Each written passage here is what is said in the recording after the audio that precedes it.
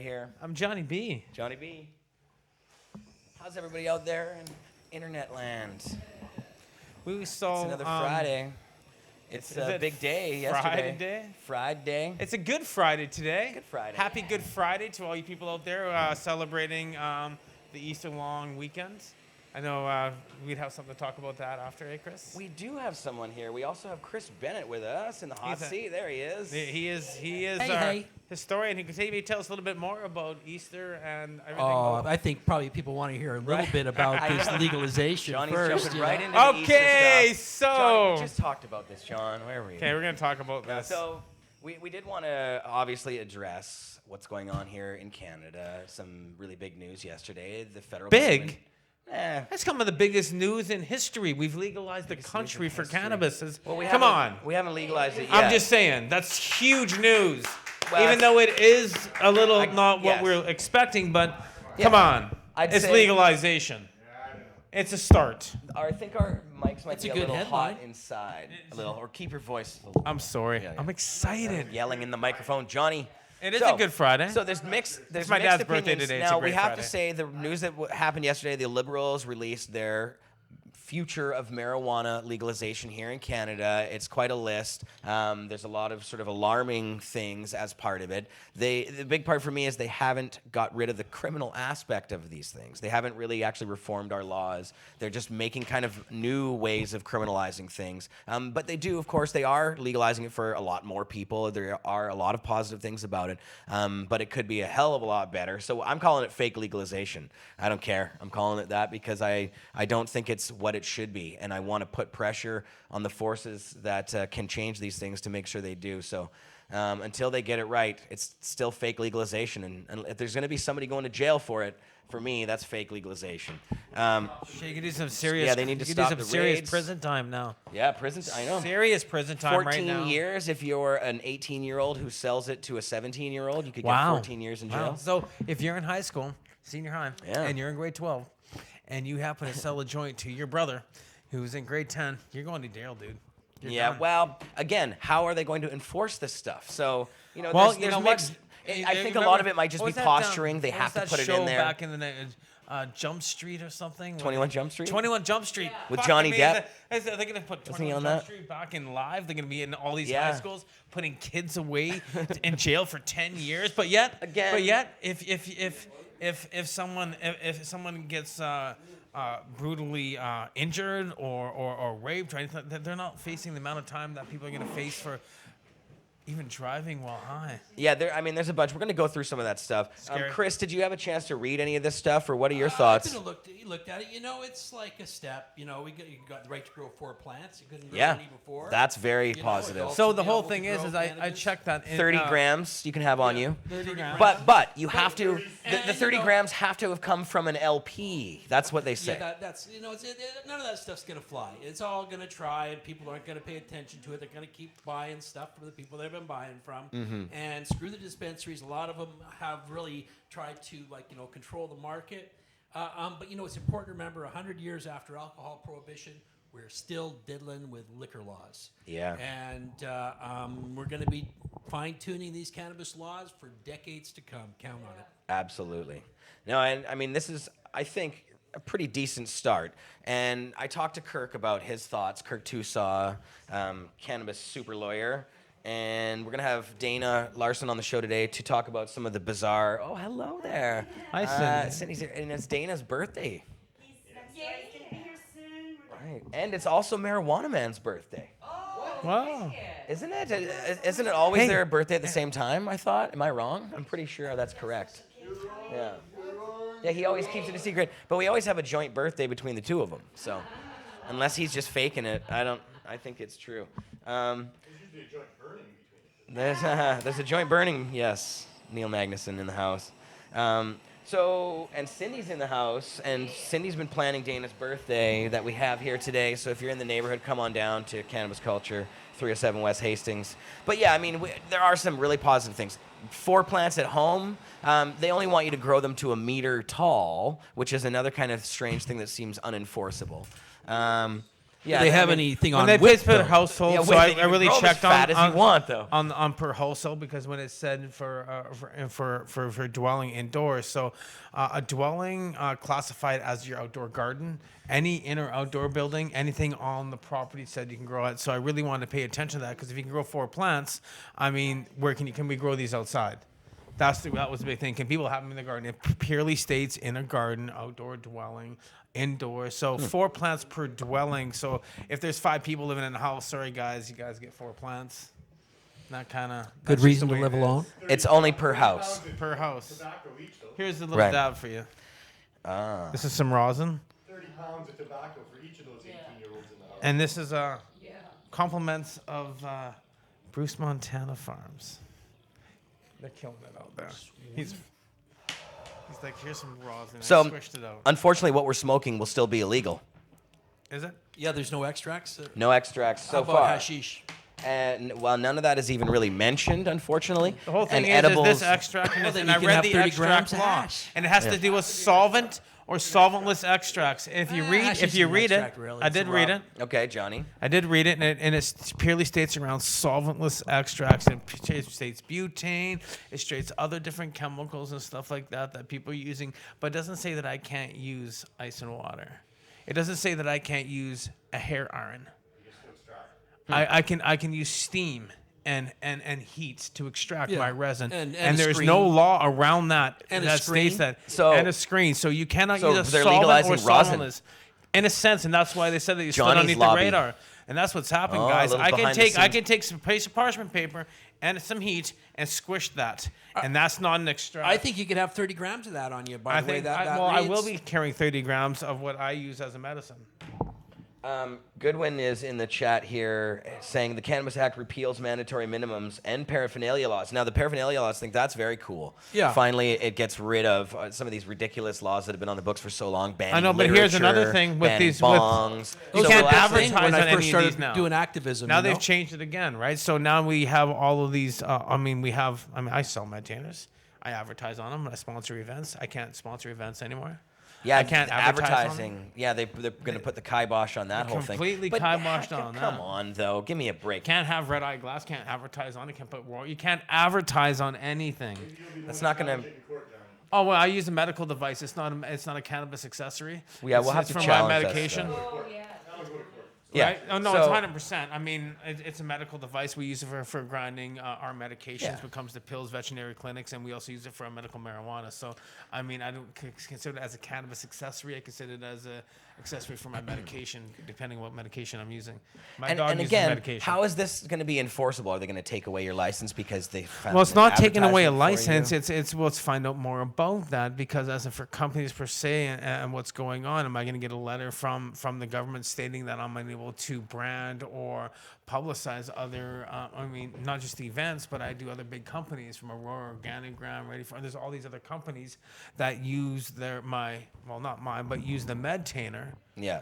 as a medical device for their patients, and they put their company logo on that so they know where they're getting it from. So that As it affects your states- business well, because they because can't you can't advertise you on can't you. advertise. We couldn't have a cannabis culture logo anywhere then, I guess. No. You better go. Like that doesn't doesn't make sense. So is that it's reading these fine lines, talking more with the lawyers, and really dictating and finding out how these laws. are being- You know, that's like really holding back the industry in a really big way, especially economically, because you go down to places like Oregon and there's billboards with cannabis stuff. Yeah. You pick up a newspaper, it's full of ads with cannabis stuff. And that's like creating all this work for newspapers and billboard people, for one Yeah. thing, and advertisement money, and then for graphic artists.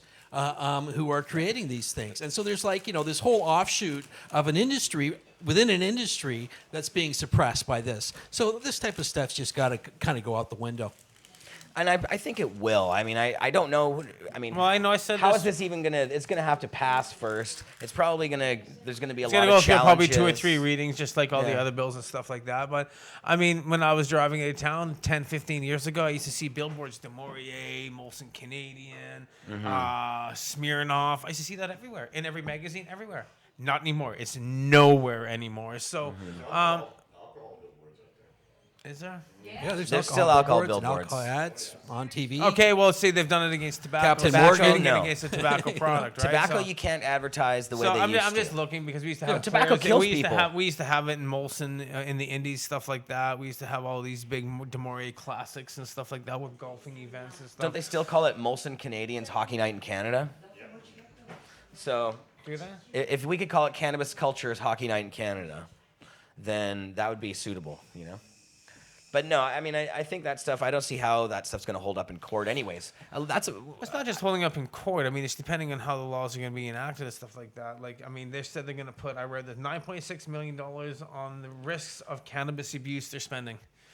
That's what they put into the budget. $9.6 million they're going to use for education on the risks of cannabis risks. abuse. That's a lot. I mean, I went through different things. You know, I that's mean, just a drop in the they've bucket came of the up money. with 3 new Yeah, that's true. driving drug laws related to driving, and they've related that to around cannabis use and stuff like that. Well, one of the there's new things- drug laws around driving, which is good with on-site mandatory breathalyzer testing, but now they can take The saliva saliva testing? from anybody. So as Yeah. a patient that uses cannabis every day for pain control and uses an oral form of THC, wouldn't that put them over those 5 nanograms? And I'm pretty sure if that's the case, a lot of people who are using, well, what about all the people on Oxycontin, or even you drink too much coffee, you're going to get like, you have too much caffeine in your system or too much sugar, should be able to drive?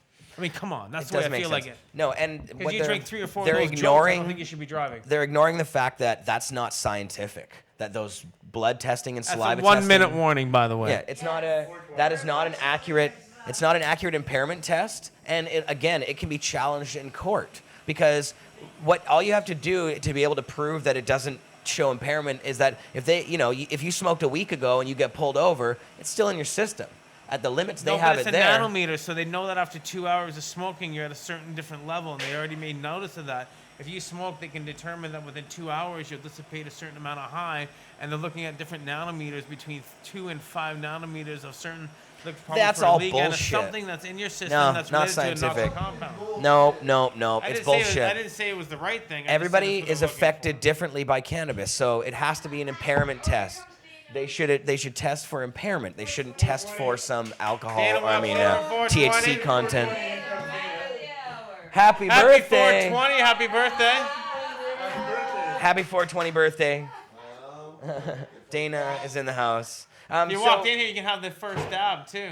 Happy 420. we are gonna come back to what's going on in Canada here, but I wanted to talk with Chris Bennett while he's here about his new article that's on 420. cannabis culture right now. Chris, tell us about what's going on there.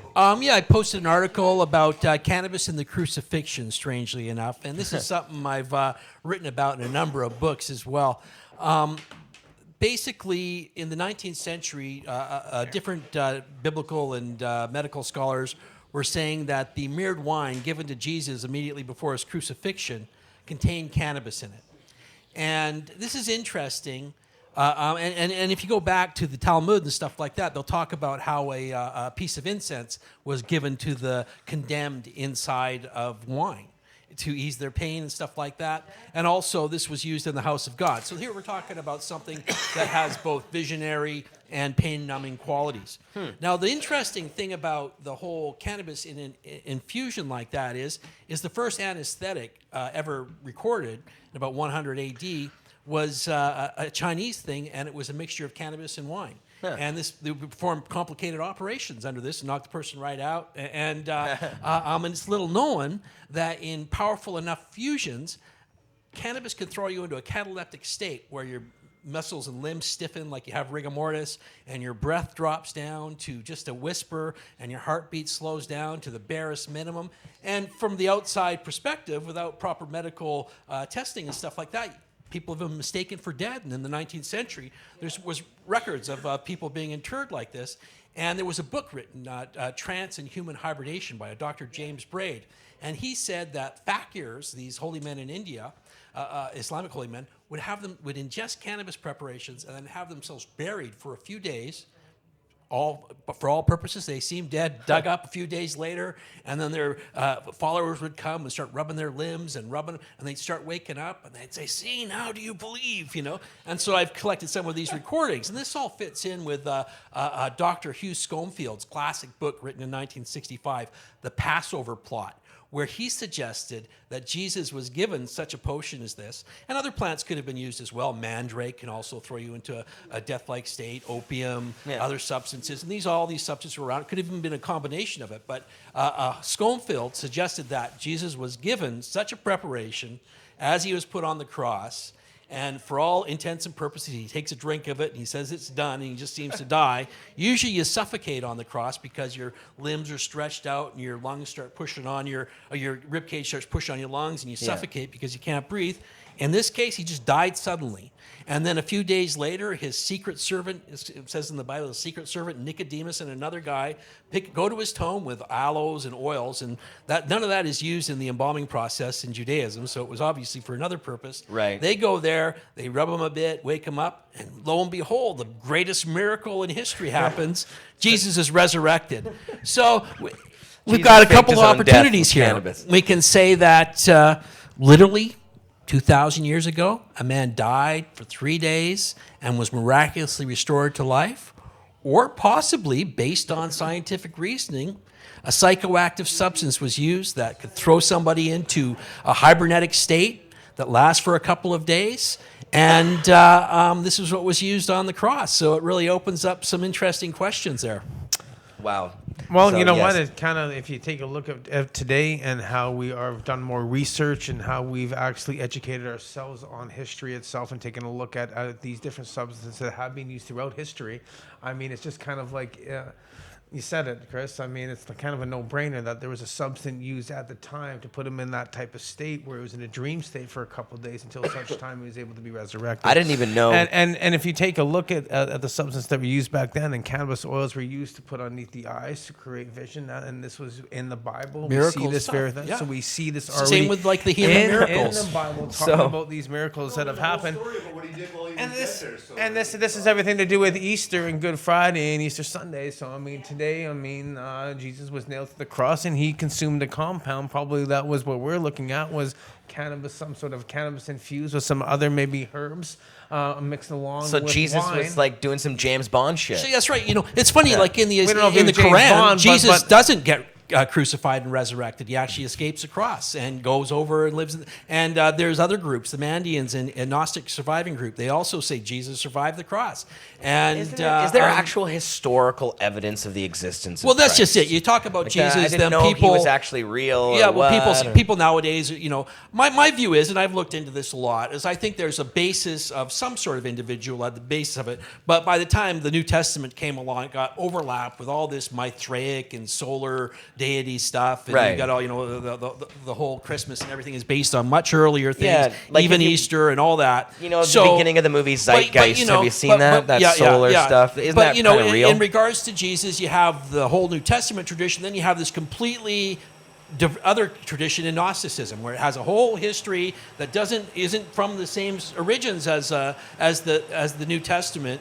And tells a different story of Jesus. Mm-hmm. And then you also have figures like Paul, which we do know are historical figures and that were right after that period and stuff. So I think there's some sort of basis for it, but it's like the Roman government shanghaied the revolution and used it to their own ends. Maybe a little bit like what's happened with pot right now. Yeah, no kidding. Hey, wow, there you go.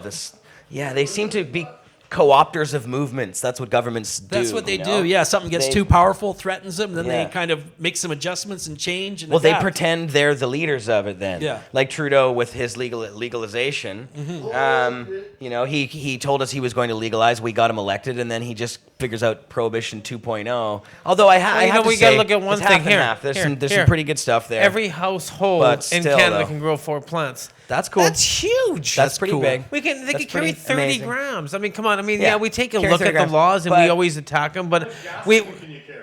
How much booze can you carry? Yeah. Cigarettes can you It's You know what? You could text and drive and you hurt somebody or like Again- have their neck removed and shit like that. Nothing will happen to you. But if you get caught smoking or something like that, you're gonna go to jail. Yeah. I mean, come on. There's just too much bullshit Again, I think around the these government's laws doing a and lot of stuff like face saving by passing it in the way they've passed it, so that their conservative critics who are still complaining and still, you know, have the chance of making it come back. I mean, it wasn't that long ago that we had a conservative prime minister, and if you look at the people running for the Conservative Party now or hoping to be the leaders, there's some of them are saying they wouldn't be part of this whole thing, and they'd revert back to what we had before or worse. So, I think we have to sort of try to understand it from this sort of political angle as well. Even here in the city of Vancouver, we're seeing similar things where the city council is like helping us in certain ways, and they'll go just so far, but they don't really want to like announce it, and they don't really want to like make it known that they're doing it. And on the surface, they kind of pretend that they're there's against it another or thing now, waiting, right? But really, behind the scenes, they're actually helping it. Legislative politics always happens in steps, and this is a really big step. Yeah. There's no denying it, no matter how you feel about it. Yeah. I'm not like super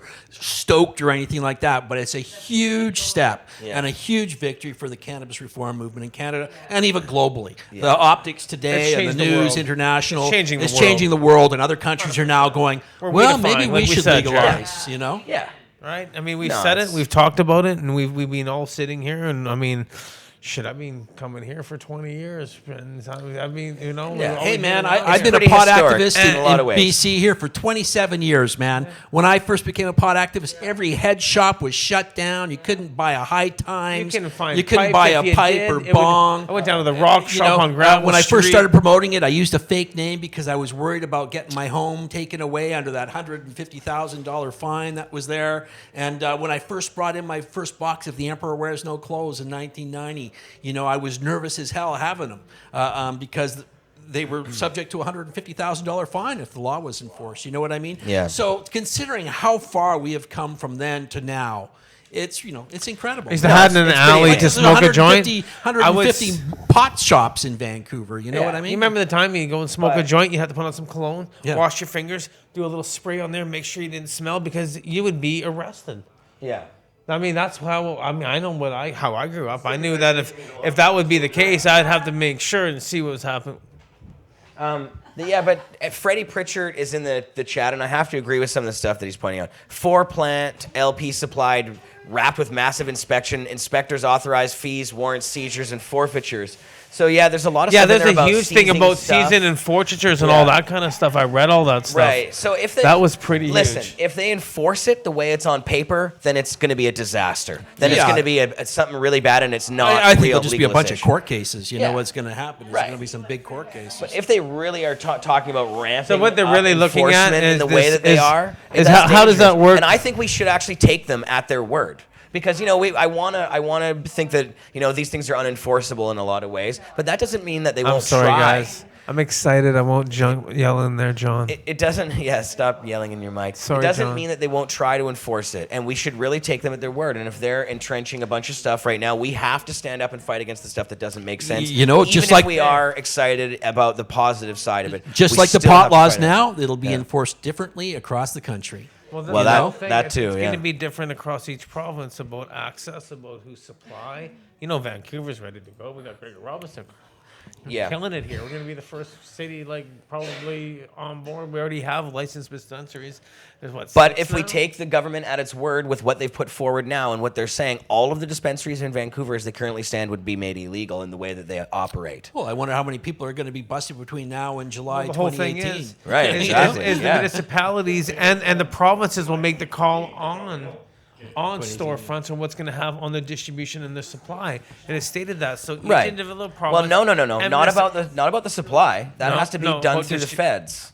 So the feds have said that it has to come from a federally licensed group. That's how the supply comes. If the provinces get to Grew up decide with federally how licensed the because I'm retail side federally of it licensed works. as an MMAR patient. I'm grandfathered in everything, so I'm federally licensed. You can't sell it. No. I didn't say I could. That's no. In their rules, it's going to be the LPs, brother. Only. LP weed, and they're but- the but- only ones hey. allowed to sell the seeds too. Well, and you know what? Ooh, that's hard. Yeah. We have seed companies, but we'll see how that happens. No. See, they're See, as I'm like on- I I'm said, on if we page, like, hold them, if 63. we take them at their word in what they said now, it's a total disaster for real. But if it's one of these things where it can't be enforced and it's just more of the same and there's nothing they can do about it, then yeah, I mean it's going to be better than what we have now, which is a complete ban on everything. Well, so we already it's still have it. better than what we have. But I mean, in a way, if they're actually going to ramp up enforcement, that's where it is. It's all about enforcement. It doesn't really matter what they say because we have rules on the books saying crazy shit like you Well, can't fucking what- wear what- bathing what suits. they say, jump It's past all your it's all ankles and about stuff. enforcement and taking over the industry. They Yeah. put- I'd say it's hey, more about taking over industry. enforcement. Oh, yeah. I wrote And this some of the down. new news stories are like about Anne McClellan, being involved with that law Yeah. firm that's like helping all the LPs. Yeah. And different MPs that are invested in these LPs. And Oh, so yeah. so one thing they did. Oh no, say there's a massive during this list thing, of they former said here, liberals listen, and cops in there. They spent $2.3 billion dealing with cannabis law enforcement last year. $2.3 billion was spent cannabis law enforcement in 1 year. That's what they spent. Yeah. I mean, I an industry detailed them itself. with you. That's an industry in its own, so These they don't want to cops- take that away. These cops get a lot Okay, of cash. $2.3 billion on that's a huge fucking, that's a major amount of money spent. Why do you think Bill they're Blair- going to enforce that more? And these new laws state they're going to even spend more. If they spent $2.3 billion last year, once they put in these laws, they're going to spend money $23 billion. Right. And all their Why do you think Bill Blair's in charge of it? well, you got to take a look at law enforcement. Prisons build jobs. I'm sorry. When I went to, that's what they do. They're building jobs by putting people in jail. You're trying to build a prison for people to. Private prison there's a industry in the song US about it is from huge, System. man. That's- they're the I biggest can- I can opponents sit to there and legalization. sing it. These guys, it's all about Sorry. making cash. And I'm if not it- screaming again, in the mic anymore, I hope. yes. That's probably me now. No, and see that's why I'm calling it fake legalization. It's not real legalization until everybody is not a criminal for doing this. If you can still be a criminal by either selling a small amount of marijuana, but even in a large scale, even if you sold a whole bunch of liquor to the wrong people or something, or that you weren't supposed to, you wouldn't be really criminalized by that, would you? I don't think. Like I think. Yeah, you get a fine. You No, get a but fine states for these had a things. It's bylaws. $5,000 fine or up to 6 months in jail. You got to take a look at the laws. If you're a criminal with a criminal organization, you go up to 14 years in jail, up to $100,000 worth of fines. So there's all of these little stipulations. Like I said, I took notes. Dwelling houses, including your garden. Provinces deal with products. The law enforcement. They have new driving laws. They have oral fluid screening devices for cannabis now. I mean, they say they're doing this to protect their kids. How about saving the kids from pharmaceutical drugs? Yeah, no kidding. You know, when we got close last time, it was like U.S. pressures that shut it down. Has Trump tweeted about this yet? I have not heard any Trump tweets. No, I haven't seen any Trump I wonder how tweets. Jeff Sessions is reacting to this Right. disturbing news. Are they not listening to me in Canada? And see, again, that's why I want to kind of feel like there might be a bit of leeway on these things, because when you think of it, Trudeau has to sort of make a show for the international community, for the conservatives, for all the other people that he has to. It's not just a bunch of potheads demanding this of him. There's people on the other side that want certain things. So he's in a position where he has to play this sort of middle ground by making it look like he's really doing something for safety reasons and all this. But, you know, if in the end they don't enforce this stuff, I think we're going to be okay. But if they're going to spend more money, like you're saying, Johnny, But they did. that's If not they good. spent $2.3 billion with cannibal law enforcement last year alone. It's a lot of money. That tells me that that's a money wheel in its own. Yeah. You got to take a look at the money it generates and the jobs it supports. That's a lot of jobs. A lot of Yeah. money. The And police would be losing a big piece of pie. The new bill they're trying to pass is saying they're going to spend more on cannabis law Right. enforcement. So if And that's they're what they want to do. if there's You want to spend more, inspection teams. Hey, now you got inspection teams to go to every household to see if you're going more than 4 plants. You know how much that'll job. And if you have more than 4 plants, then you get hit with the inspection fee. if And legalization, you know what? Then it goes to court. They win. if legalization means more people in jail, that's not legalization. Simple as that. Simple as Well, that. it's called No, jobs. bullshit. But that's what they're doing. I'm being forced right now to take a smart meter. That company's coming on my property. They've charged me and everything. They came to my door. They sent letters and everything, and I got no ways around it. I've avoided a smart meter for so long. And the guy comes like, Do they "I come know-" in to check your tomatoes, John? And you know what they said? I know what you're doing here. And I said, what? Because I have a camera? I said, yeah, I know. So does another million people that I have on my YouTube channel. Like, come on. I'm not hiding that I'm growing my own medicine. I mean, come on. But I mean, we're getting to the point right now where they're forcing it. I got no choice. They're Right. gonna go in and they're gonna change me. People, They're telling the me black it's outdated market- now. It's outdated. It doesn't work with any of our systems. It's that old. The black market will continue no matter what. And what they'll do So, is they'll put more even if they law ramp up enforcement enforcement- around it, and people are going to go and do some serious time for it, and people will just stop it. You Yeah, put enough people in jail for 10 years for selling 5 or 10 grams, and people you know, sorry, Neil, but say they nail you for this stupid little thing, and you go to jail for 10 years? For hanging out joints at 420. That's what I mean. They will charge you for that. Okay, that's some serious law. Well, especially if they're underage. There is that not a 14-year? 14 years. Yeah. Right. No. And it's going to generate This is money not- because it's this going to. is not legalization. I didn't say it was legalization. What we have is we have a system where they're saying you can have access. You can grow your own, but you can't advertise it. You can't do anything. Dana, you got to come. The and talk government more about think that. And Dana Larson's up. Happy control birthday, every Dana! little One of the greatest aspect of activists our I know. lives. I've known this. Happy birthday. I've known this guy since he was like 19, man. Like going back at SFU, man. Yeah. Thanks, Chris, for coming on. Appreciate that. Check out Chris's article on the front page of cannabisculture.com right now. And Chris, what's the title? Cannabis and the Crucifixion. Cannabis and the Crucifixion. Jesus faked his own death using cannabis, Dana? Doesn't everybody know that? Yeah, I mean, I know. Knowledge. I heard that a long time ago, You but might even find stuff like that in the Harry Potter book if you read it carefully. You never know. A birthday dab, Dana?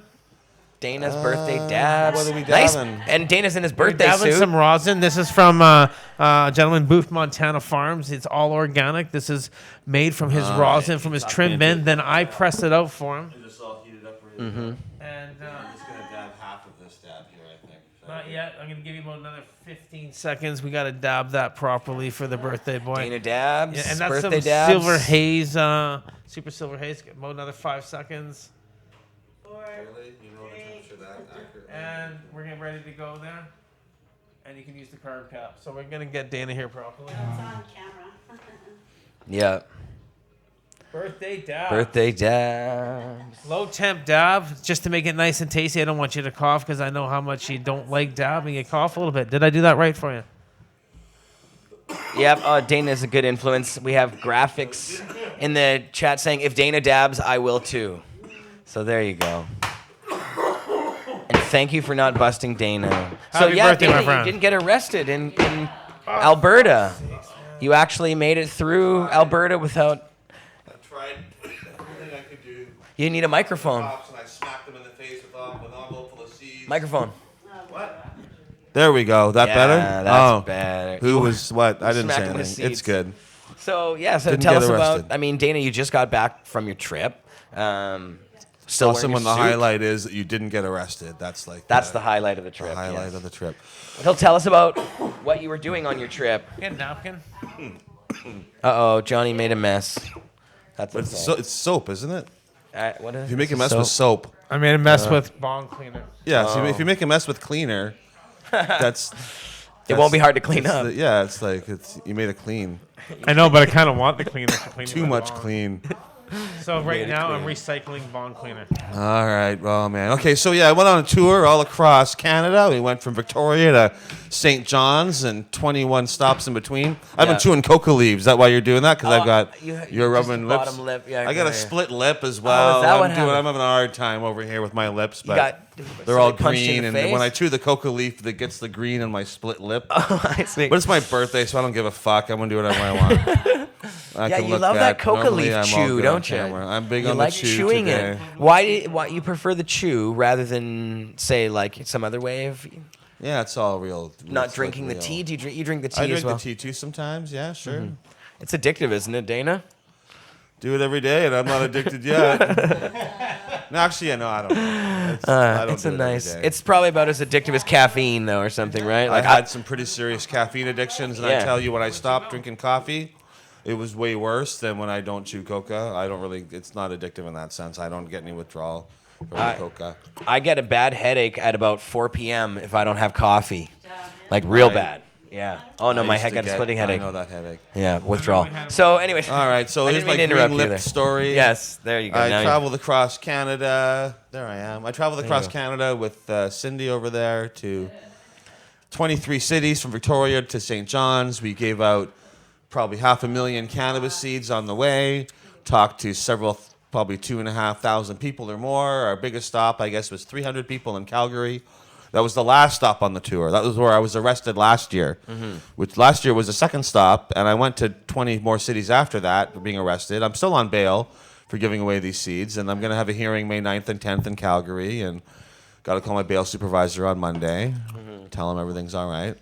But so I was a bit nervous about going back to Calgary. I thought I might get arrested, but I decided to do it anyways as the last stop on the tour. And the police did actually show up. It was the only stop that any police showed up. We got a bit threatened in St. John's. The police were in the front page of the paper saying, Dana Larsen can't tell us who can open a dispensary, and Dana Larsen can't say when it's going to be legal. Only the government can say that. And So that was great because when they threaten you a bit, we had the second biggest turnout in St. John's because we had a huge front page story beforehand, even though the article got the date wrong for our event. But nevertheless, it sure helped with turnout, and we had a lot of people there. But yeah, in Calgary, 2 cops showed up, but they were very friendly and shaking hands and being silly and stuff, and they left. They didn't come inside the hall, and they left before. What did they things really got want? going. They were there just to keep an eye on things and make sure everything's good. I don't know why they came. I mean, to show a force. I don't know why they showed up, but they didn't stop me giving They away showed their seeds. They flags. didn't do anything. They were there in their orange jackets. And Just to intimidate in their own little way, but still be nice. you know, it makes me nervous when they're. I mean, I feel better when the cops aren't around, really, right? But Yeah. it was fine in the end, you know. And we had a huge turnout in Calgary. We had over 300 people. It was a very packed room, and I didn't know this, but they had a plan. They were telling the news, if they try to arrest Dana, we're gonna circle him with our arms linked, and we're gonna. And so, you know, I think that Good. makes the cops nervous when there's that kind of talk, but. The tour was great, and after I leave every city, we get a whole bunch of orders from that city for seeds for people who hear about the event afterwards. You know, if we don't get coverage, or even if we get coverage beforehand, we often get a story afterwards. Not everybody comes, but we mail out a lot of seeds, and we've given away about over 2.5 million, probably almost 3 million seeds ourselves to people in the mail. I was Over actually- 20,000 people have signed up in the mail. They each get 100 seeds or so each. Just so you know, Give it up. Dana, when I left Edmonton at that last event there a month ago, and I was charged with cannabis possession, they also took the 3 packages of seeds that I got from you, so I'm also charged with seeds.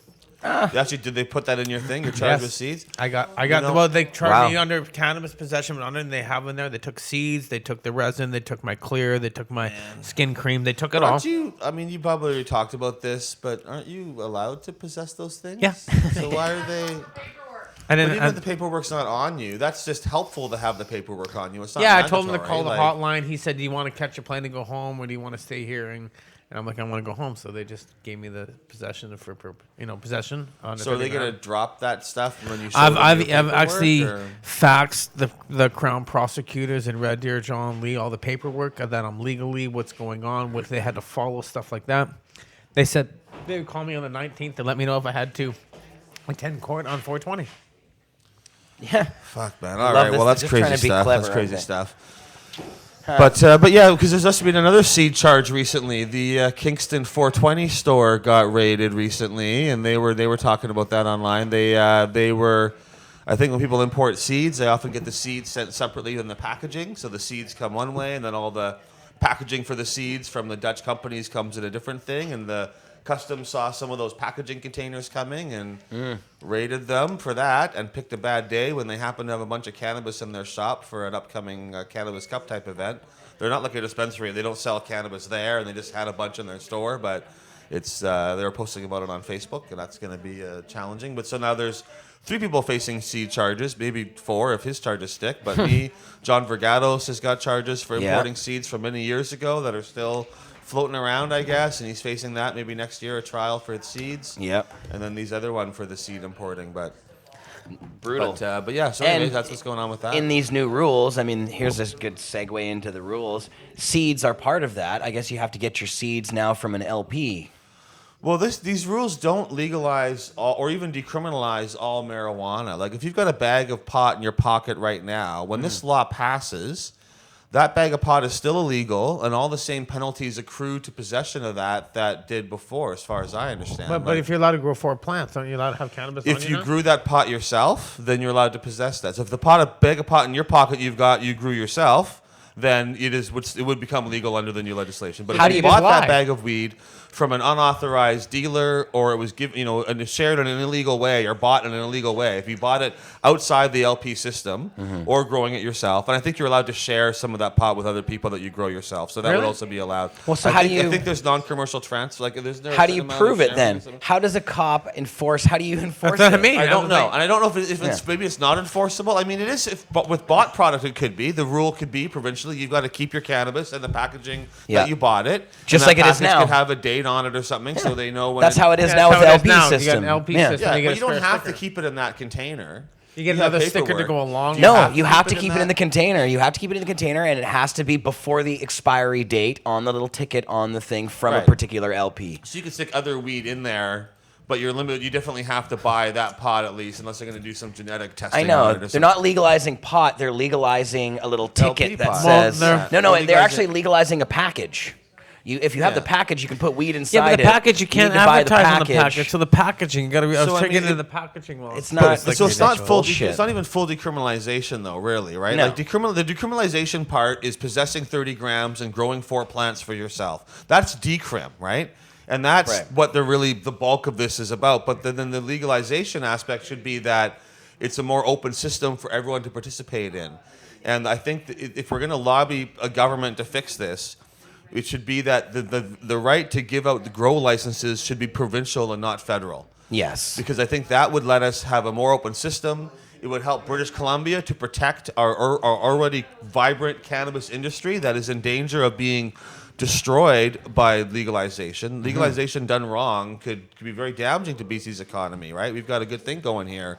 We should be trying to cash in on that and preserve that. BC Bud is a internationally known term. Our cannabis is renowned around the world. And if we lose that, and all the LP weed right now is being grown in Ontario, the vast majority of these 42 companies are in Ontario, right? And so we got to have a provincial government that's willing to fight for that. Yeah, there's 25 in Ontario. There's 6 in BC. There's 2 in Edmonton. But most of the licensed producers. I think are in more, Ontario. most of them seem, So we need to make sure there's more in BC and that we can preserve all this craft But cannabis here's- talk, right? But I don't see any of that in here. They said I think that they're going to mentioned it a supply bit, a but- legal market, Dana. We're talking 35 federal million government- people, and they say 30% of Canadians are going to use that. So at If I 30%, had that's stock say in 10 million Tweed, people. I would sell it at some point because I think it's going to drop. Because if they do, they're going to have to either license hundreds of new companies to make this work. And I think There's they a know statistic that. around this, and it said that at legalization, at say 15%, at 50 million grams a day, you need like 200 facilities at so many square feet. know. It's how are you going to supply a legal market if even 10% of Canadians use cannabis a day? That's over 10 million Jordan grams a day. Sinclair of You gotta Tweed. let And then how farmers are you grow going to it. get that to the end user? Are they going to line up around the corner at each individual pharmacies or each individual pot dispensary in each individual town? You can't have it. Jordan like a Sinclair of monopoly like Tweed it. told me himself it's not possible that They can't that they can't even supply it They now. can't No, supply. there's No, there's it's way they can't even supply the the limited medical. the so amount that's that's why they there. gotta So allow of the every They have household to in open it up Canada to grow. people. They So- gotta allow every household in Canada to grow. Now those 4 plants is a starting point, and we can lobby and fight for more. Because as it stands right Yeah, now, 4 plants. I'm happy. I don't really mind 4 plants so much. Like, No, fine. yeah. I'd rather it was 6 or 100 or a million or infinity or whatever, right? Yeah. But 4 is better than 0, and we can work on that. Yes. I'm more worried about the penalty for 5 and 6 plants. I'm more Right. it's worried about. ridiculous.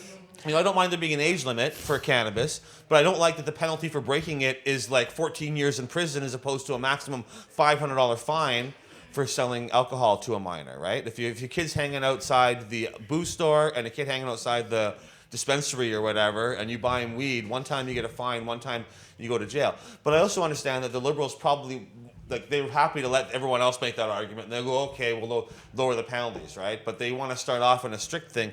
They're trying to find a balance. Their concern is not what's the best for people. It's how to present this in a way that the Conservatives in the NDP are stymied and that they can pass something that benefits their friends and does that kind of stuff.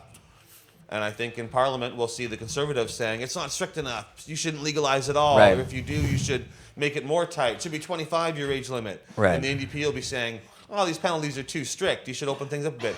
Maybe it should decriminalize now and stop the arrests. And then the Liberals will go, Yeah. well, we got it right because we're in the middle and nobody likes it. So that means that we did something good, and they'll kind of play it that way, right? But Right. And that- ultimately, I expect this will go through Parliament relatively unchanged. The Senate will be interesting because the Senate is much less beholden to the Liberals now than it has been before. He took them out of his caucus. They're supposed to be more independent. There's a lot of Conservatives in there, some of whom are against pot, some of whom are old progressive Conservatives. I think there's some left from that committee who are still alive and still out there in the Senate. And so there's some voices for that on the Conservative side. So the Senate might, it'd be great if they did, take some newfound responsibility. This is the first bill they've got that's kind of a wild card, and could be played with like that. There's a new territory. Maybe the Senate will make some positive changes. And we've got Larry Campbell and some other good senators in there, although he's also part of a LP now. But I don't know. We'll see Are what they all happens. part of Right? LP We'll see now? what comes out. But What the Senate about- could be interesting. What about the driving penalties? Well, they Those- suck. Yeah. 2 They seem nanogram pretty damn limit harsh. is the lowest. I don't think some American states have a 0 limit. Right. But the ones that do have a limit, I think, are mostly 5 or up. But I don't think arguing so much about whether it should be 2 or 5 or whatever is Well, really how can the you point, determine right? how many nanograms of You don't cannabis need you a have in it? numerical limit. There's no scientific evidence for that. The evidence is that 2 nanograms is not a problem for the vast majority of people, and it's the wrong way to test it, right? We need impairment testing, roadside testing, where you walk a line or touch your nose or count backwards. I've even seen things that are actually more less arbitrary than that kind of test, like little handheld video game type things where you've got to perform certain tasks that way, which I actually think would be better if the cop could just give you a little machine.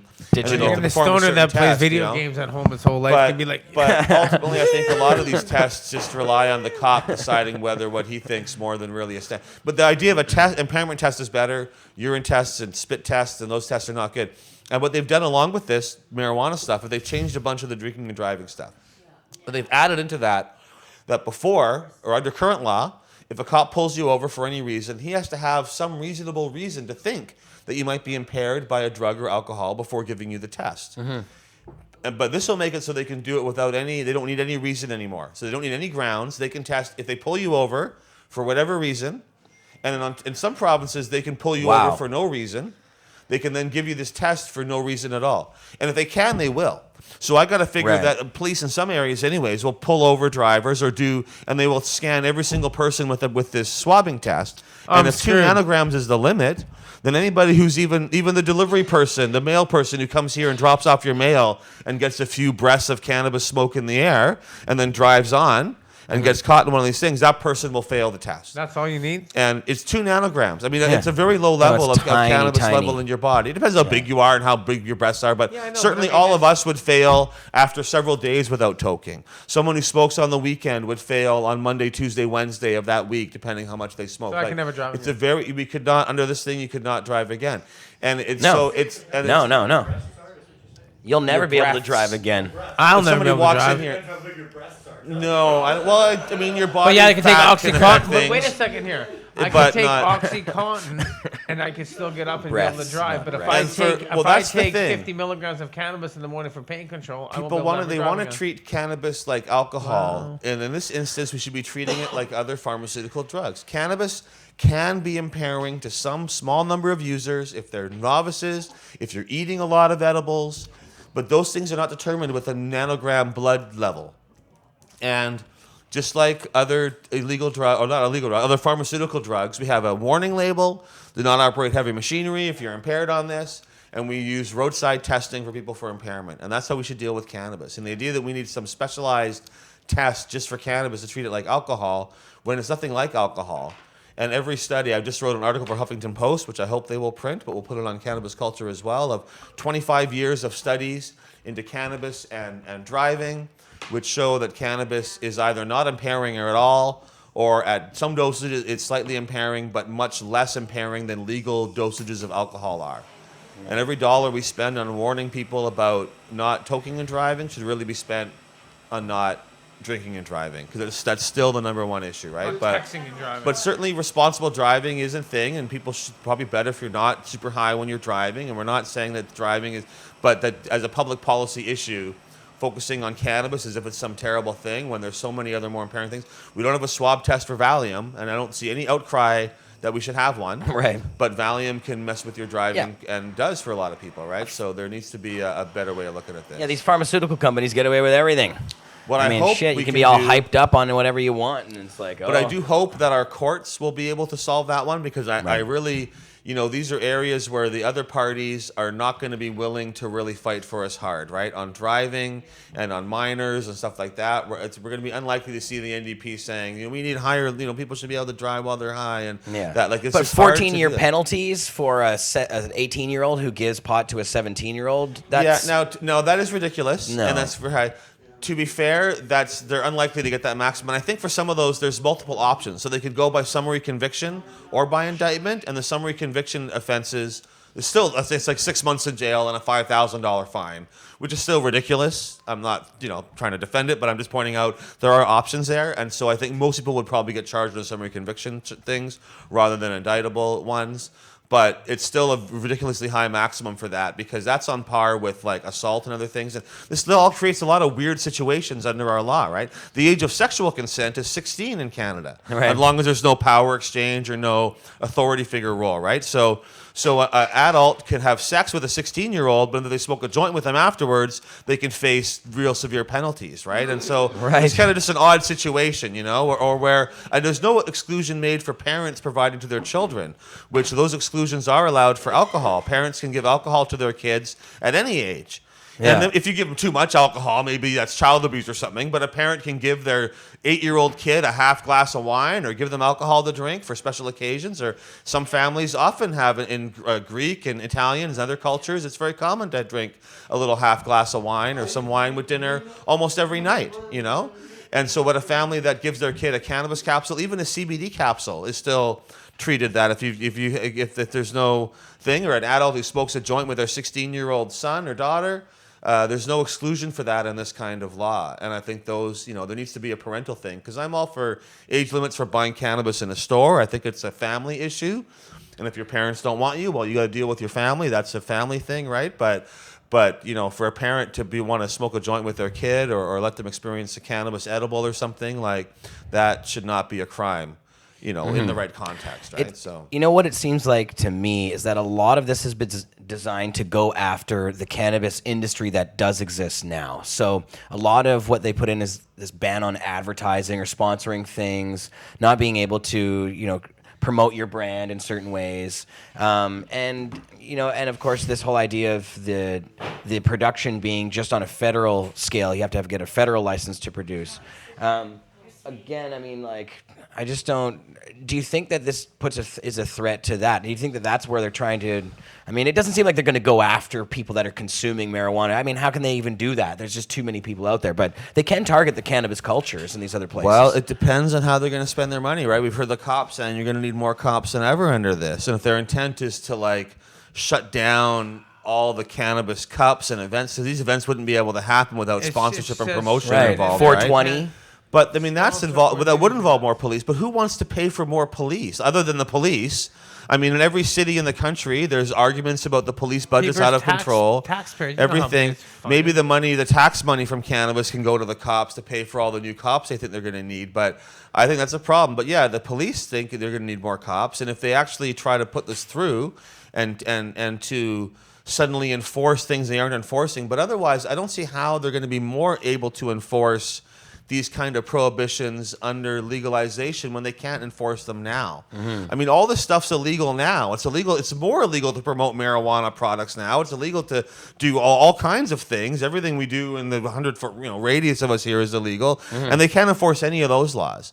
And so, under legalization, will a judge have more appetite to punish somebody now that it's legal and there's a That's legal what I was going venue? to say. Will any judge Or will they go have for less? this I mean, stuff? it depends how they look at it. Maybe they'll say, well, there's a legal path, so the legal considerations are met. So yeah, we're going to throw the book at you because you no longer have the defense of necessity. I'm helping this poor medical user who needs cannabis, or these laws. Maybe a judge will look at it more severely, or maybe they'll say, well, this is ridiculous that it's a 14-year this, but it's that. This is a cruel and unusual sentence, and it's clearly discriminatory. But for a lot of those things, you need someone to actually get sentenced to that extreme penalty for a judge to be able to go against it. You can't just say, well, the maximum's this much. They go, yeah, but has anyone been sentenced to that? What's the actual sentencing pattern? They look at those things, right? And so, Well, yeah, I very much doubt the average person passing a joint to a 16-year-old is going to be getting that 14 years. So we'll see how the courts react. I hope we can change some of this stuff. I think the nanogram limits for driving might be more easy to change because I think that there's real scientific evidence on our side. But every study can be debated and every study can be argued, and ultimately Parliament has the jurisdiction to make these kind of laws, and the courts tend to defer to that. And so we'll have to see how it goes. But we could be stuck with these things for a while. Yeah, And, Freddie says the act is riddled with charter challenges. Yeah, and that's exactly what will happen, right? We'll fight it. We'll try to make some changes in Parliament, but probably won't get very many. We'll try to get changes in the Senate, and maybe we'll get more there, and then there'll be a debate between Parliament and the Senate. Then they'll finally pass it, and then we'll go to court within the next 6 months to fight some of the stuff. Meanwhile, provinces will start putting in their laws, and provinces often put in laws that run around federal laws anyways. Like in BC, drunk driving, they've actually decriminalized drunk driving in British Columbia. They don't charge people under federal laws in British Columbia, very, very rarely. They have a whole complicated, it's not a criminal offense under that, but they take away your car, they put a breathalyzer thing on your car, they force you to pay thousands in fines, you have to go to a community thing and learn how to be a responsible person. Right. But they've actually decriminalized drunk driving in British Columbia. They still have the federal law in place, but they wrote a whole bunch of provincial regulatory punishments, and they use those 99% of the time now. Yeah. So it's still a punishment, but it's a decriminalized punishment, which they could do with cannabis, and they could just say, but not make it a bunch of other stuff, and just say it's a $1 fine or something, right? If they really wanted to run around the federal laws and put in their own thing. But So basically, what you're saying, Danny, is the courts were filled with drinking and driving offenses, so they decided they're going to put in a different law around it municipally. Exactly. In It was order too to much deal with hassle. it, Too because many it was people were too much fighting them in hassle. court, and it was too Exactly. much- So we're Yeah. going to see that same thing happening with what you're saying. Absolutely. You just said And it. they- You just said it. Exactly they- what they're Right. going to do. They're gonna, and that's why the federals are giving each individual province, municipality to set up certain standards, if I'm correct with what I'm reading. So that's you kind of like, yeah, makes Well, sense. But we you know, can it's- only time will tell whether it's them just saving face by adding all this stuff in and it's unenforceable and they won't even bother, or if they try to ramp it up and have this new Prohibition 2.0 crazy drug war. And we'll probably see the same thing we're seeing now, where in cities like Vancouver, I do not see the police intensifying their drug war or whatever in Vancouver. But No. in other cities where it's already enacted and where people are already being targeted, Toronto, more for things, it instance? could be more.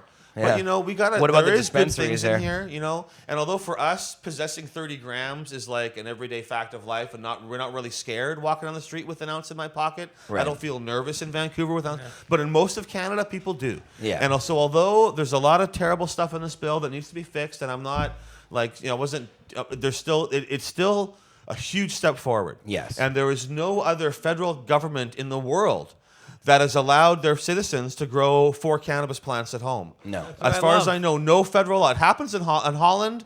I think it's allowed in Holland, but is it under federal? Maybe Holland does too. Maybe Holland lets you grow a few plants for yourself.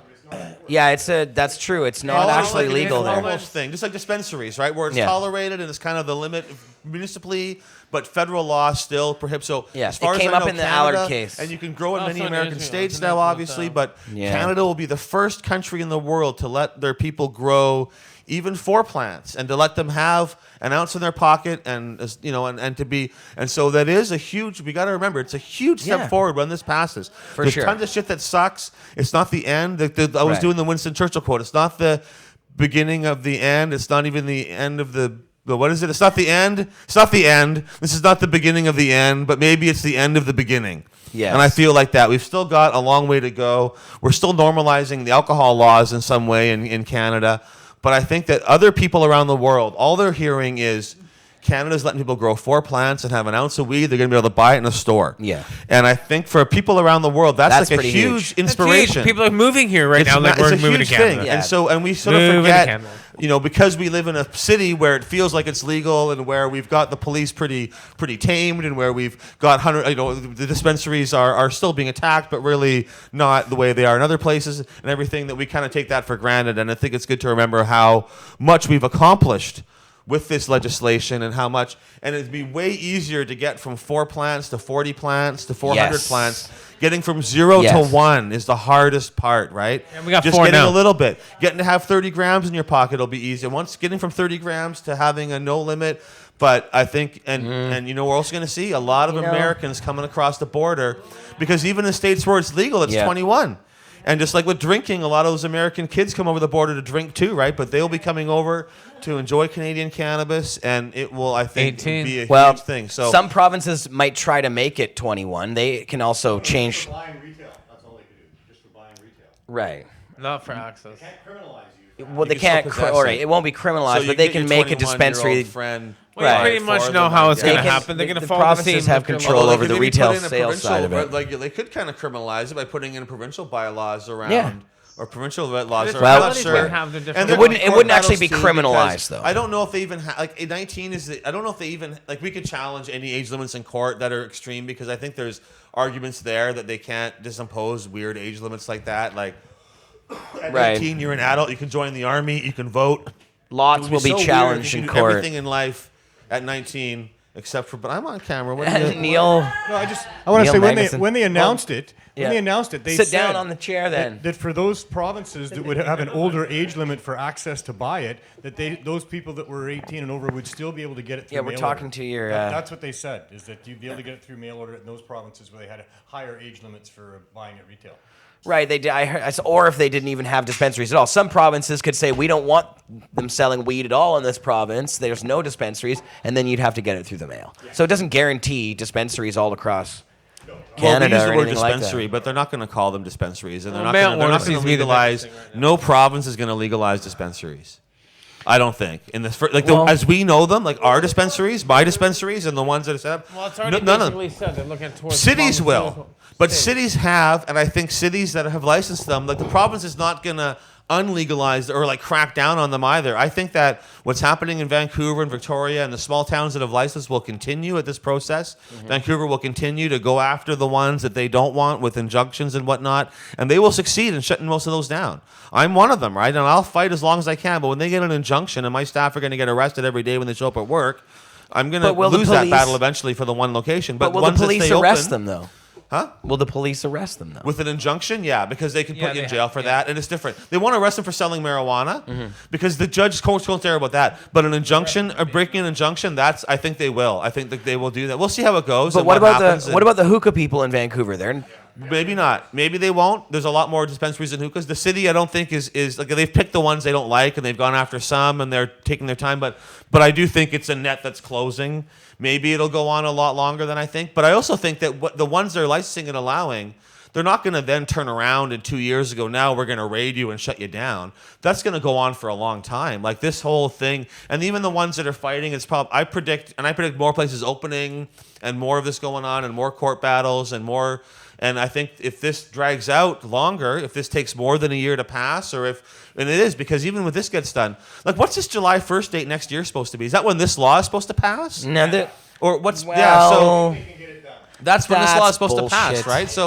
So that's really what we're talking about. But even when this law passes, like maybe if they enact it, maybe it will allow you to possess. But as we've seen, if there's no legal outlet for you to buy cannabis at, then the possession laws then they definitely know your weed isn't allowed, right? Unless you grew it yourself, I guess. So I mean, we could even see after this passes, and they might not enact it until a province has done its particular thing, right? They might say, well, we're gonna wait until the province has done it, then we'll enact it in that province. So I see this dragging out for a while. And I don't see any province in a hurry to talk about it. Yeah. I see mostly premiers complaining about having to regulate some new thing as opposed to thanking the federal government because the provinces will benefit more than the federal government does because they will be able to raise more taxes. And the provinces are where most of these prison sentences are served. If your jail sentence is 5 years or less, you do it in a provincial jail. And so all those costs are provincial. The policing is provincial costs, not federal. The federal government helps out on some of the policing costs, but it's almost all provincial. And so the provinces really should be grateful. They now get an opportunity. And the Fed said they don't want to tax it very much, so the provinces will be the ones that can put taxes. And although I don't advocate for any taxes other than GST and PST, even the PST would be huge. And if they do want to put extra taxes, the province would be the place to do that, not the federal government. So they could maybe, add a few points or something if they want to cash in a bit more. But it's going to be a big savings for the provinces. And none of them are grateful at all, except maybe New Brunswick seems kind of positive about it in some ways. Yeah, we didn't go there on the tour. We should have, but New Brunswick's got some good things. But BC, it'll we take got the an election politicians a going while on. to catch up, I think. We need, I've heard, John Horgan said recently he thought that liquor stores and pharmacies were a good place to start selling cannabis. Christy Clark said, no, I don't think that's a good idea, but I don't really have any better ones. And Andrew Weaver said, we got to protect craft cannabis, but didn't explain how we're going to do that when the licensing is all federal. Well, so yeah. the conversation is beginning a little bit.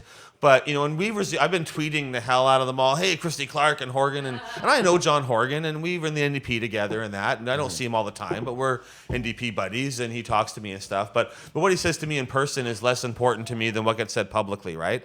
And I know a lot of the NDP guys, and I believe that they would do a lot of the right things on cannabis from my personal conversations.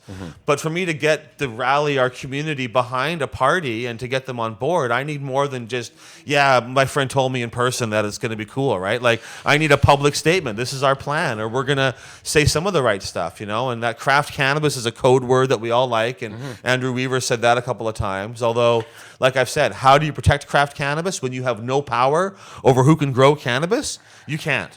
The only way a premier can protect craft cannabis is if he says, when I'm premier, I will fight Ottawa and I will demand that we get the power to license our local growers the same way we have the power to license brewers and alcohol For brewers. beer, yeah. It's all provincial done. Breweries are all provincially regulated. Yeah. The federal government can make some extra rules if they want to, but we want that power to license it. We know how to do it, and we know how to grow pot in BC. We don't need the federal government's help. We They need wanna a if they want to sensible- set a standard, we can match that standard, but we will decide who gets to grow it. And that, I think, would be great to hear a premier potential candidate saying that, but I haven't. None of them are saying anything like that, and they don't really know. I don't know if they know what to say. Amanda Orum's in the chat. She's got a question. Will Sensible BC release a basic 3 questions for the many upcoming all-candidate debates all across BC? Yes, I will be doing that within the next 3 or 4 days.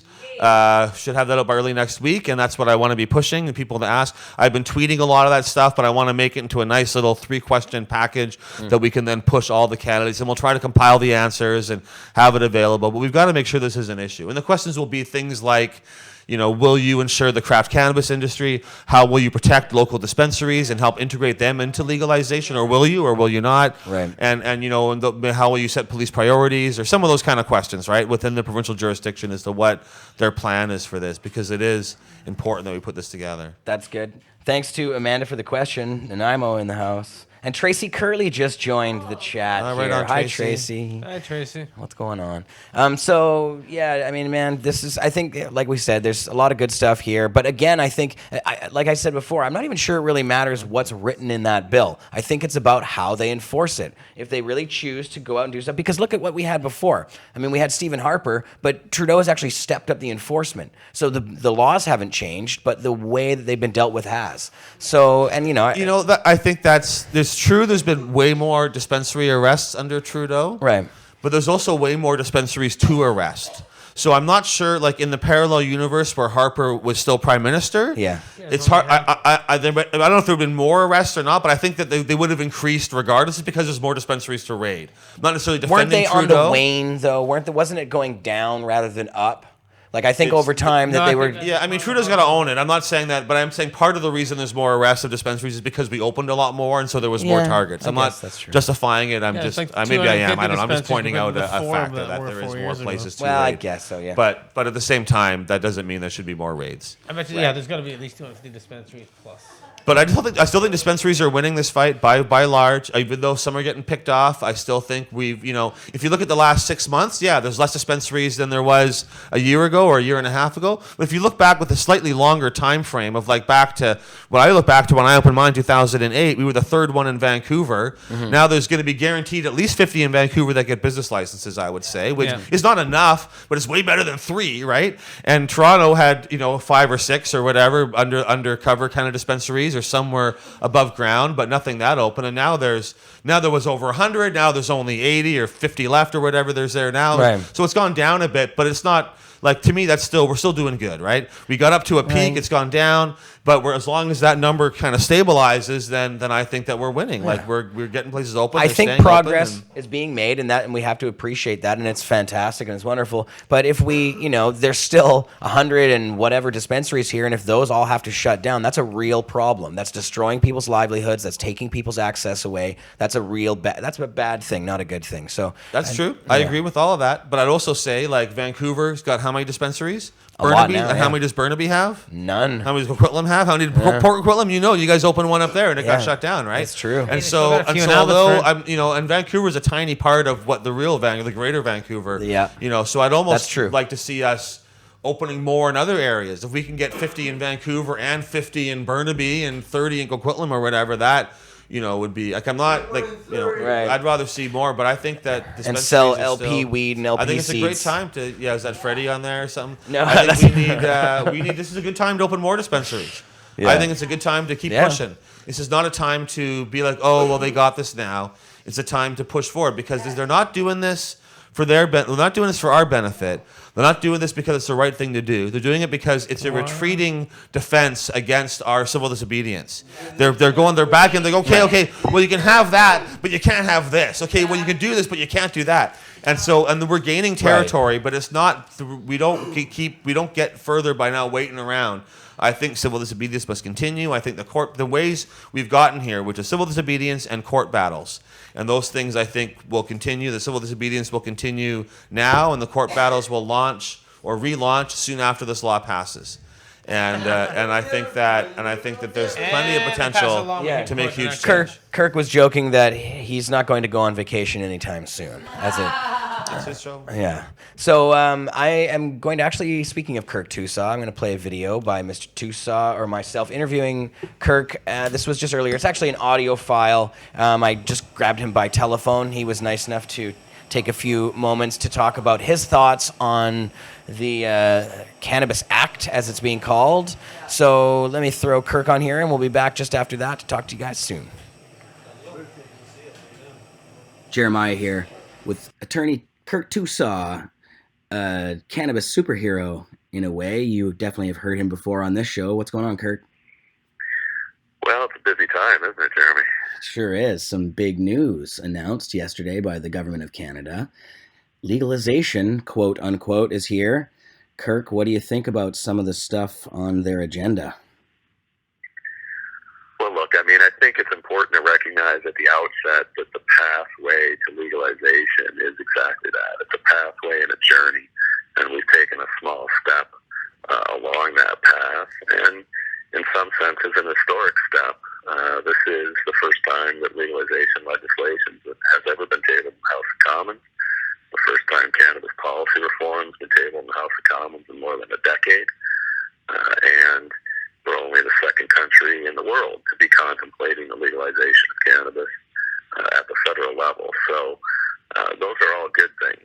Now, when you dive into the nitty-gritty of what's been proposed, I have some concerns, some deep concerns about whether the end of the journey, at least in terms of the legislative process, is going to be what Canadians want and expect from our government. Mm-hmm. Yeah, I did find some troubling things in there myself. You and I talked a little bit earlier about some of the points. I wanted to just go through a couple of them with you. There's a 30-gram limit, so that seems fairly decent for a personal limit to start with, over an ounce on you. But as we were talking about, that's not of just any weed. That's of marijuana that you get from one of these licensed producers, right? Or theoretically grown yourself. Yeah, well, I mean, here's where we run into the devil in the details. So the government's proposed that people be able to possess in public a maximum of 30 grams of cannabis, and that's dried cannabis. There's an equivalency ratio to talk about either fresh cannabis or concentrates or things like that. But let's stick with the 30 grams in public. That's an arbitrary number, obviously. They could have said 31, they could have said 40, they could have said 80, they could have just said you can possess cannabis in public as long as not for the purpose of trafficking. But they picked 30 grams, and that's consistent with most jurisdictions. So, while I think it's sort of silly to have any limit, I can drive up to the local liquor store and back the truck up and fill it up with enough vodka to kill a small town with no problem at all. We knew there was going to be a limit, and 30 grams is as reasonable as any other limit, which is to say arbitrary and unreasonable, but it's a start. The difficulty is that they've said that has to be 30 grams of something that's not illicit cannabis. And illicit cannabis is essentially defined as cannabis that you obtain from a source other than a legal source.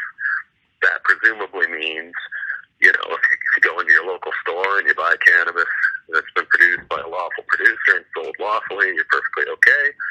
But if you have some other cannabis in your possession, you can't have any, or you're breaking the possession laws. Now, how police are going to be able to enforce that kind of ridiculous differentiation is beyond me. I don't think that we're going to be equipping our local patrol officers with devices that enable them to test the genetic heritage of the cannabis that they find on people's persons. And even if we did, since you can grow it lawfully, and that means you can breed it lawfully to a certain extent, but those tests wouldn't even yield conclusive or relevant evidence. So, I think we have a kind of a distinction here that can't be enforced in the law. And when you have a law that sets up that problem from the front end, it seems to me that rational people would say, well, why would you even bother drawing that distinction if it's completely unenforceable? Right. There seems like a few of those things in this particular set of rules that are kind of head scratchers in a way. Yeah, I think that's a fair description. Well, another one is this selling to minors, these super heavy penalties for selling to minors that could put, say, if an 18-year-old sold to a 17-year-old, they could be looking at 14 years in jail. Yeah, the maximum. That's really out of whack with how we treat the sale of other substances. So, for example, if you operate a store, and this is a store licensed by the government, you've been given a privilege to operate a commercial enterprise, and you sell tobacco to a minor, you're probably going to pay a small fine. You sell booze to a minor, you're going to pay a fine. No one's going to jail for doing that. And yet, like you say, that say 18 or 19-year-old that's maybe even still in high school with his 17-year-old buddy that sells or even hands that person for free a little bit of cannabis could be facing a maximum of 14 years in prison. Makes no real sense, completely out of whack with the reality of what's going on in Canada currently today. And, I think at the end of the day, that kind of penalty is going to be very, very hard to support or enforce in the judicial system. I just don't think judges are going to have any of it. And, the good news, part of the good news is that all of these penalty provisions that are proposed in the Cannabis Act are all hybrid offenses. In other words, they can be preceded by way of either summary conviction or indictment. And in the law, that draws a pretty dramatic difference. And so if you're in the summary conviction area, the maximums are much less significant, $15,000 fine and 18 months in prison are the maximums if the Crown proceeds by way of summary conviction. So there is some flexibility built into the regime, and hopefully we don't have these kind of really out of whack scenarios where people are being punished incredibly harshly for activity that doesn't deserve that kind of sanction, particularly in comparison with deadly drugs like booze and tobacco. Now, some other stuff that seemed troubling to me was related to the driving limits and these nanogram limits and this idea of saliva testing. It's another one where you just have to sit back and say this stuff's not really enforceable, and it's certainly not enforceable in any kind of fair manner. The limits, number one, the idea that the charter is going to allow police to engage in random, suspicionless drug testing, I think is unlikely. I just think that's not going to survive constitutional challenge. Even if it did, even if the concept of random suspicionless drug testing, roadside drug testing survived constitutional muster, the next question is what evidence is yielded? I mean, at the end of the day, in my opinion, the evidence of how many nanograms per milliliter of THC metabolite you have in your blood is not particularly relevant to the issue of whether or not your ability to drive was impaired. And so what you have is a test that's producing evidence that is irrelevant to the real issue and the real crime of driving while impaired. So when you have something that encroaches on people's freedom and privacy in a significant way, but yields no relevant evidence to the underlying question, is that person or was that a person impaired while they were driving,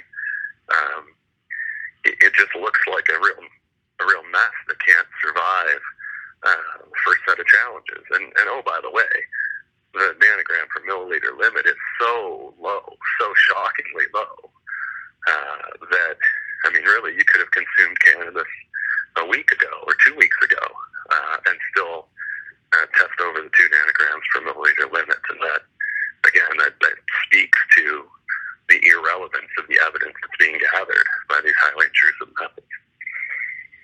Yeah, and in other, like in Washington State, they have a similar 5 nanogram blood limit, and that was a big controversial item there as well. Seems like they've added quite a stack of controversial items into this.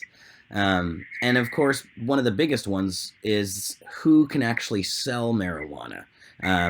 We have a licensed producer system that's allowed to sell medical marijuana now. Looks like they will be able to do this, and the mom and pops will have to get it from them in some way if they have a local dispensary. Yeah, I mean, I think it's important to draw a distinction between, the production side of things and the retail distribution side of things. It's very clear the feds are going to federal government's going to retain jurisdiction over production, manufacture of cannabis and cannabis products. And those rules have not been set down in the bill. They are going to be left to a rulemaking process that's going to occur down the line. And so we don't have any real guidance or clarity from the government as to what the sort of commercial end of the industry is going to look like from a production standpoint. It is very clear that the provinces are going to be allowed to regulate retail, but part of what is going to be mandatory is that any stores that are licensed by the province to sell cannabis to adults are going to have to obtain that supply from sources that are licensed to grow it by the federal government. So again, we don't have any real clarity about that process. And so, if we run into a situation where, legal dispensaries, to be a legal dispensary, you have to buy your supply from this very artificially limited group of licensed producers that we have now, or maybe a few more, it's just setting itself up for failure, in my opinion, for an inability to compete with not just the existing networks of dispensaries that are out there, but just the existing network of people that just sort of sell cannabis out there.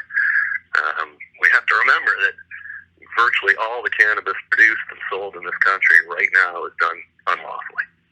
And if the government wants to eliminate that portion of the industry, this is not the way to go about doing it. What you need to do is bring those people out of the shadows and into the light. You need to create a system of rules that are fair, that are commensurate with the potential harms and benefits of consuming cannabis and growing it.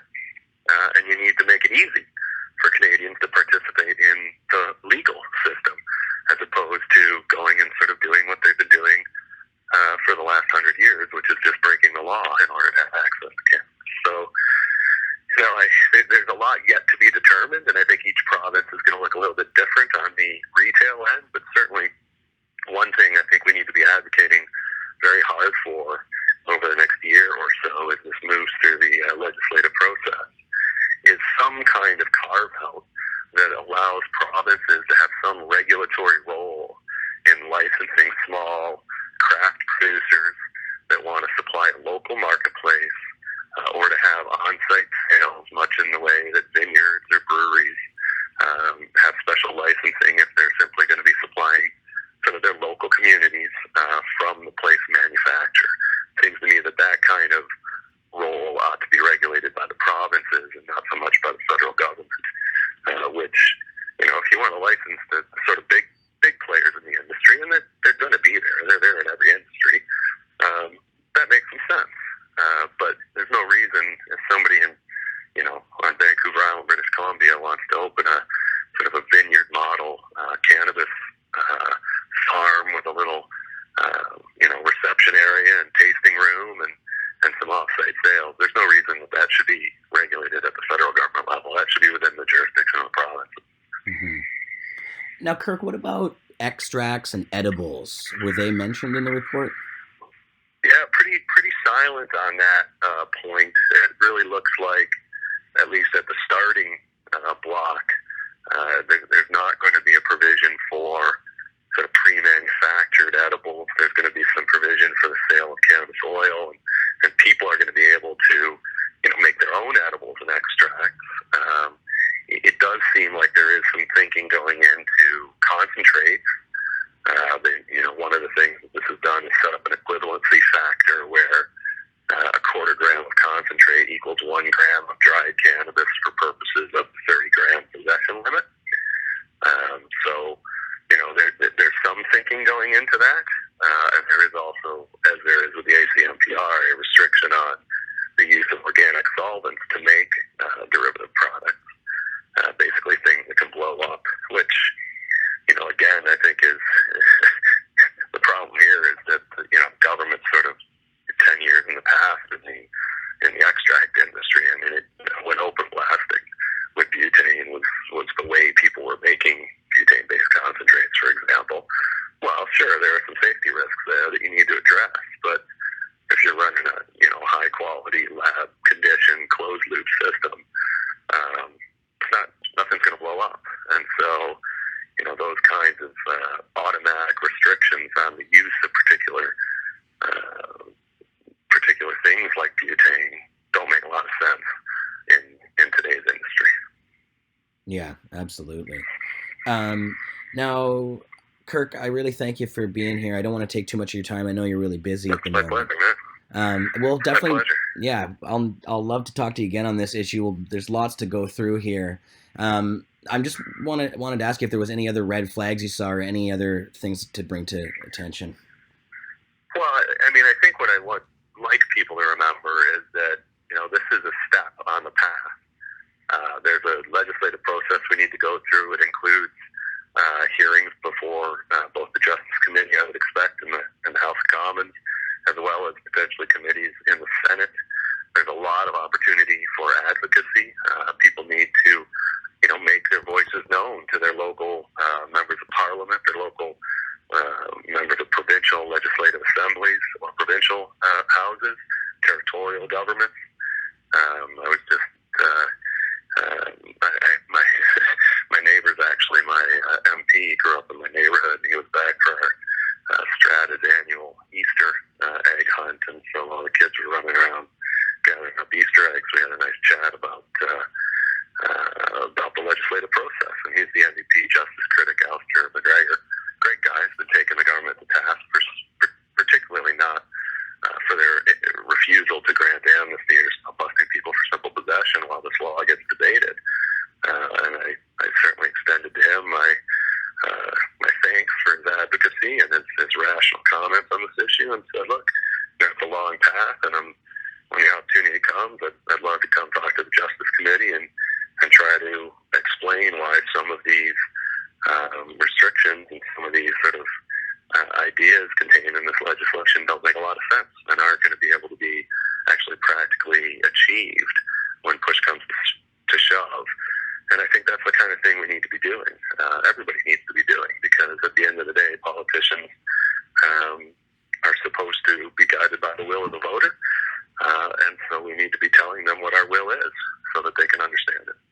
Kirk, what about the constitutionality of this idea of charging some people criminally while you allow others to do the same exact behavior, because they buy it from a certain place? Or, right now, Mark and Jody are facing life in prison at a time when they're going to allow other people to do the exact same thing and sell it. Is that constitutional? Well, I think, it's up to a judge to determine that. There are principles in Section 7 jurisprudence of arbitrariness, and gross disproportionality and overbreadth that certainly come into play, and I would anticipate making an argument that it is grossly disproportionate to impose consequences up to and including life in prison on people that sell cannabis when other people that are engaged in the exact same behavior, as you say, are getting a license to do it and permitted to do so by the federal government and the provincial government. Those battles have yet to be fought. I expect they will be fought. And at the end of the it's a journey, right? And I've appeared on panels with lawyers representing the craft beer and craft wine industry, and 100 years post prohibition, there are still a lot of bizarre and stupid rules in place affecting people's ability to get into the alcohol business or to transport good wine across provincial lines, and there's a lot of dumb and stupid and arbitrary and in some instances harmful rules out there in a lot of industries that need to be fixed. So let's get to work on fixing them, and it starts sort of today with advocacy to try to get some amendments to this legislation that will, sand off some of the rough edges. And then when it gets passed, it's up to the courts to pronounce on whether or not it meets the dictates of the Charter of Rights and Freedoms. Excellent. Well, thank you very much, Kirk. I appreciate your time today, and we'll talk again soon. All right, man. Anytime. Cheers. All right, we're back. Kirk Tousaw, amazing cannabis lawyer. The lexicon of emotionless jargon. There we are. I was trying to say stuff without the microphone being on. It's pretty hot in here right now. A little loud in here. Way hot, Jeremiah. Getting a little hot in here. Woo! So, as I peel my jacket away, you can see the shirt I'm wearing underneath. 420. You don't have one of these shirts, Johnny? This isn't the new one. This is last year's shirt. This year's is going to look a little different. We don't have this year's yet, but they're coming soon. So we're we're 6 days out. We're less than a week away from 420. Dun dun dun dun dun dun. So it's gone well. I think everything's gonna work. I actually might be in Leduc, Alberta. Oh, what? What are you gonna be in Alberta? What kind of crazy thing are you doing? I thought don't you have several booths here and stuff? Yeah.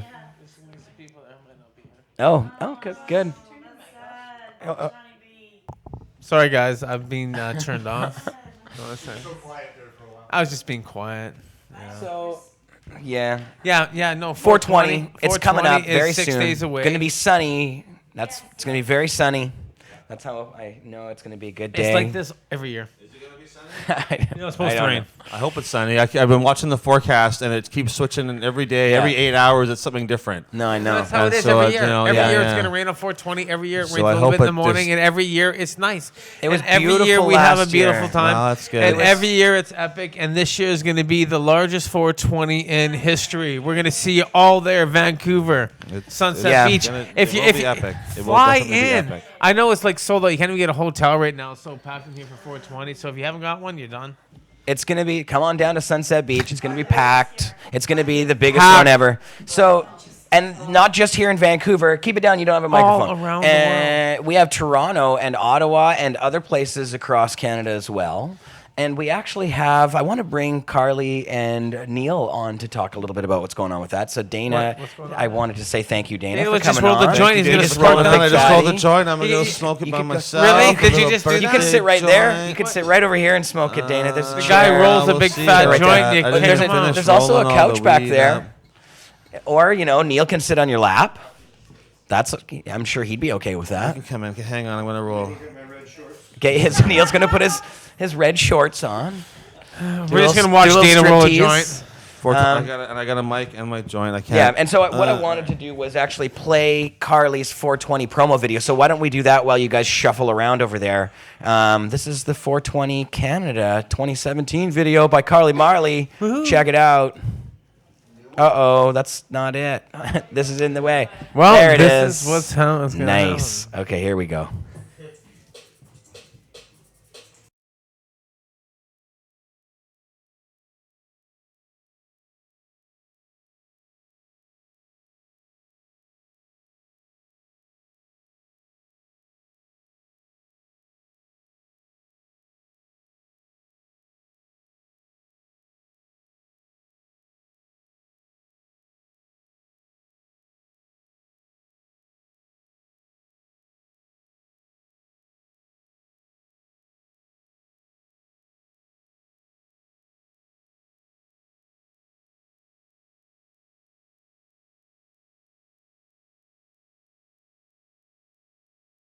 Strange, there's no audio coming through our system. Strangely, we wanted you Is it working now? to see and hear it at the same time, but we hear it in here. It is. It's really good with the audio, so we're gonna have to play it again for you. But yeah, I don't know. Alyssa, I'm gonna have to get you to work on that one because I'm not sure what's up with that. But yeah, Okay, so next time audio. we'll sing. what? Yeah. Next time there's no audio. Sorry about that. So we're gonna redo that for you. But maybe throw the hot seat cam over for these guys. Hi guys. Whoa, hot seat. Hey. These two. What's going on? Definitely hot. Look at Neil. He's Neil's wearing the yellow. He looks I got like no he's Vancouver 420 sweating. shirt on. I'm feeling a little left out. Oh, everybody's got the 420 shirt. I don't know, I just feel like But, and they're that like that. shirt that Neil's wearing is time. last year's Security Edition. If you turn around, Neil. you can- Peacekeeper. Security edition. Peacekeeper Edition. Oh, shit, I forgot to have the word Peacekeeper put on. I think we're having security put on them. Damn. Can I get a shirt that just says John? Damn. Do we have sound? Are we okay? Do I get a shirt? Do I get a shirt that says John? Is it something about the way that it comes through the system now? Huh. Oh, damn. Well, how do you guys play videos on the show now for other shows? It's been totally fine, huh? Weird. Okay, well, 420. Neil, you've been at all the both of you actually have been doing some of the volunteer organizing. Tell us about what we just did yesterday.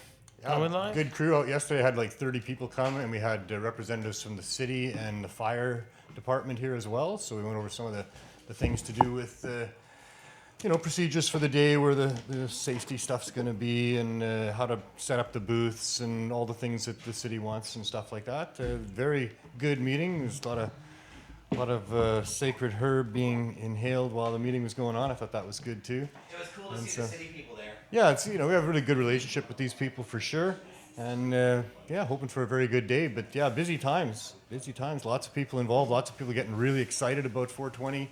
Everywhere I go, dispensaries and stuff, they're stocking up. They're getting their tables ready, and everybody's talking it up. So it's going to be really, really good. We got the Holy Rollers here. So many dedicated volunteers coming in every day, rolling up about a dozen pounds of weed that we're going to throw out at 420, as we always do.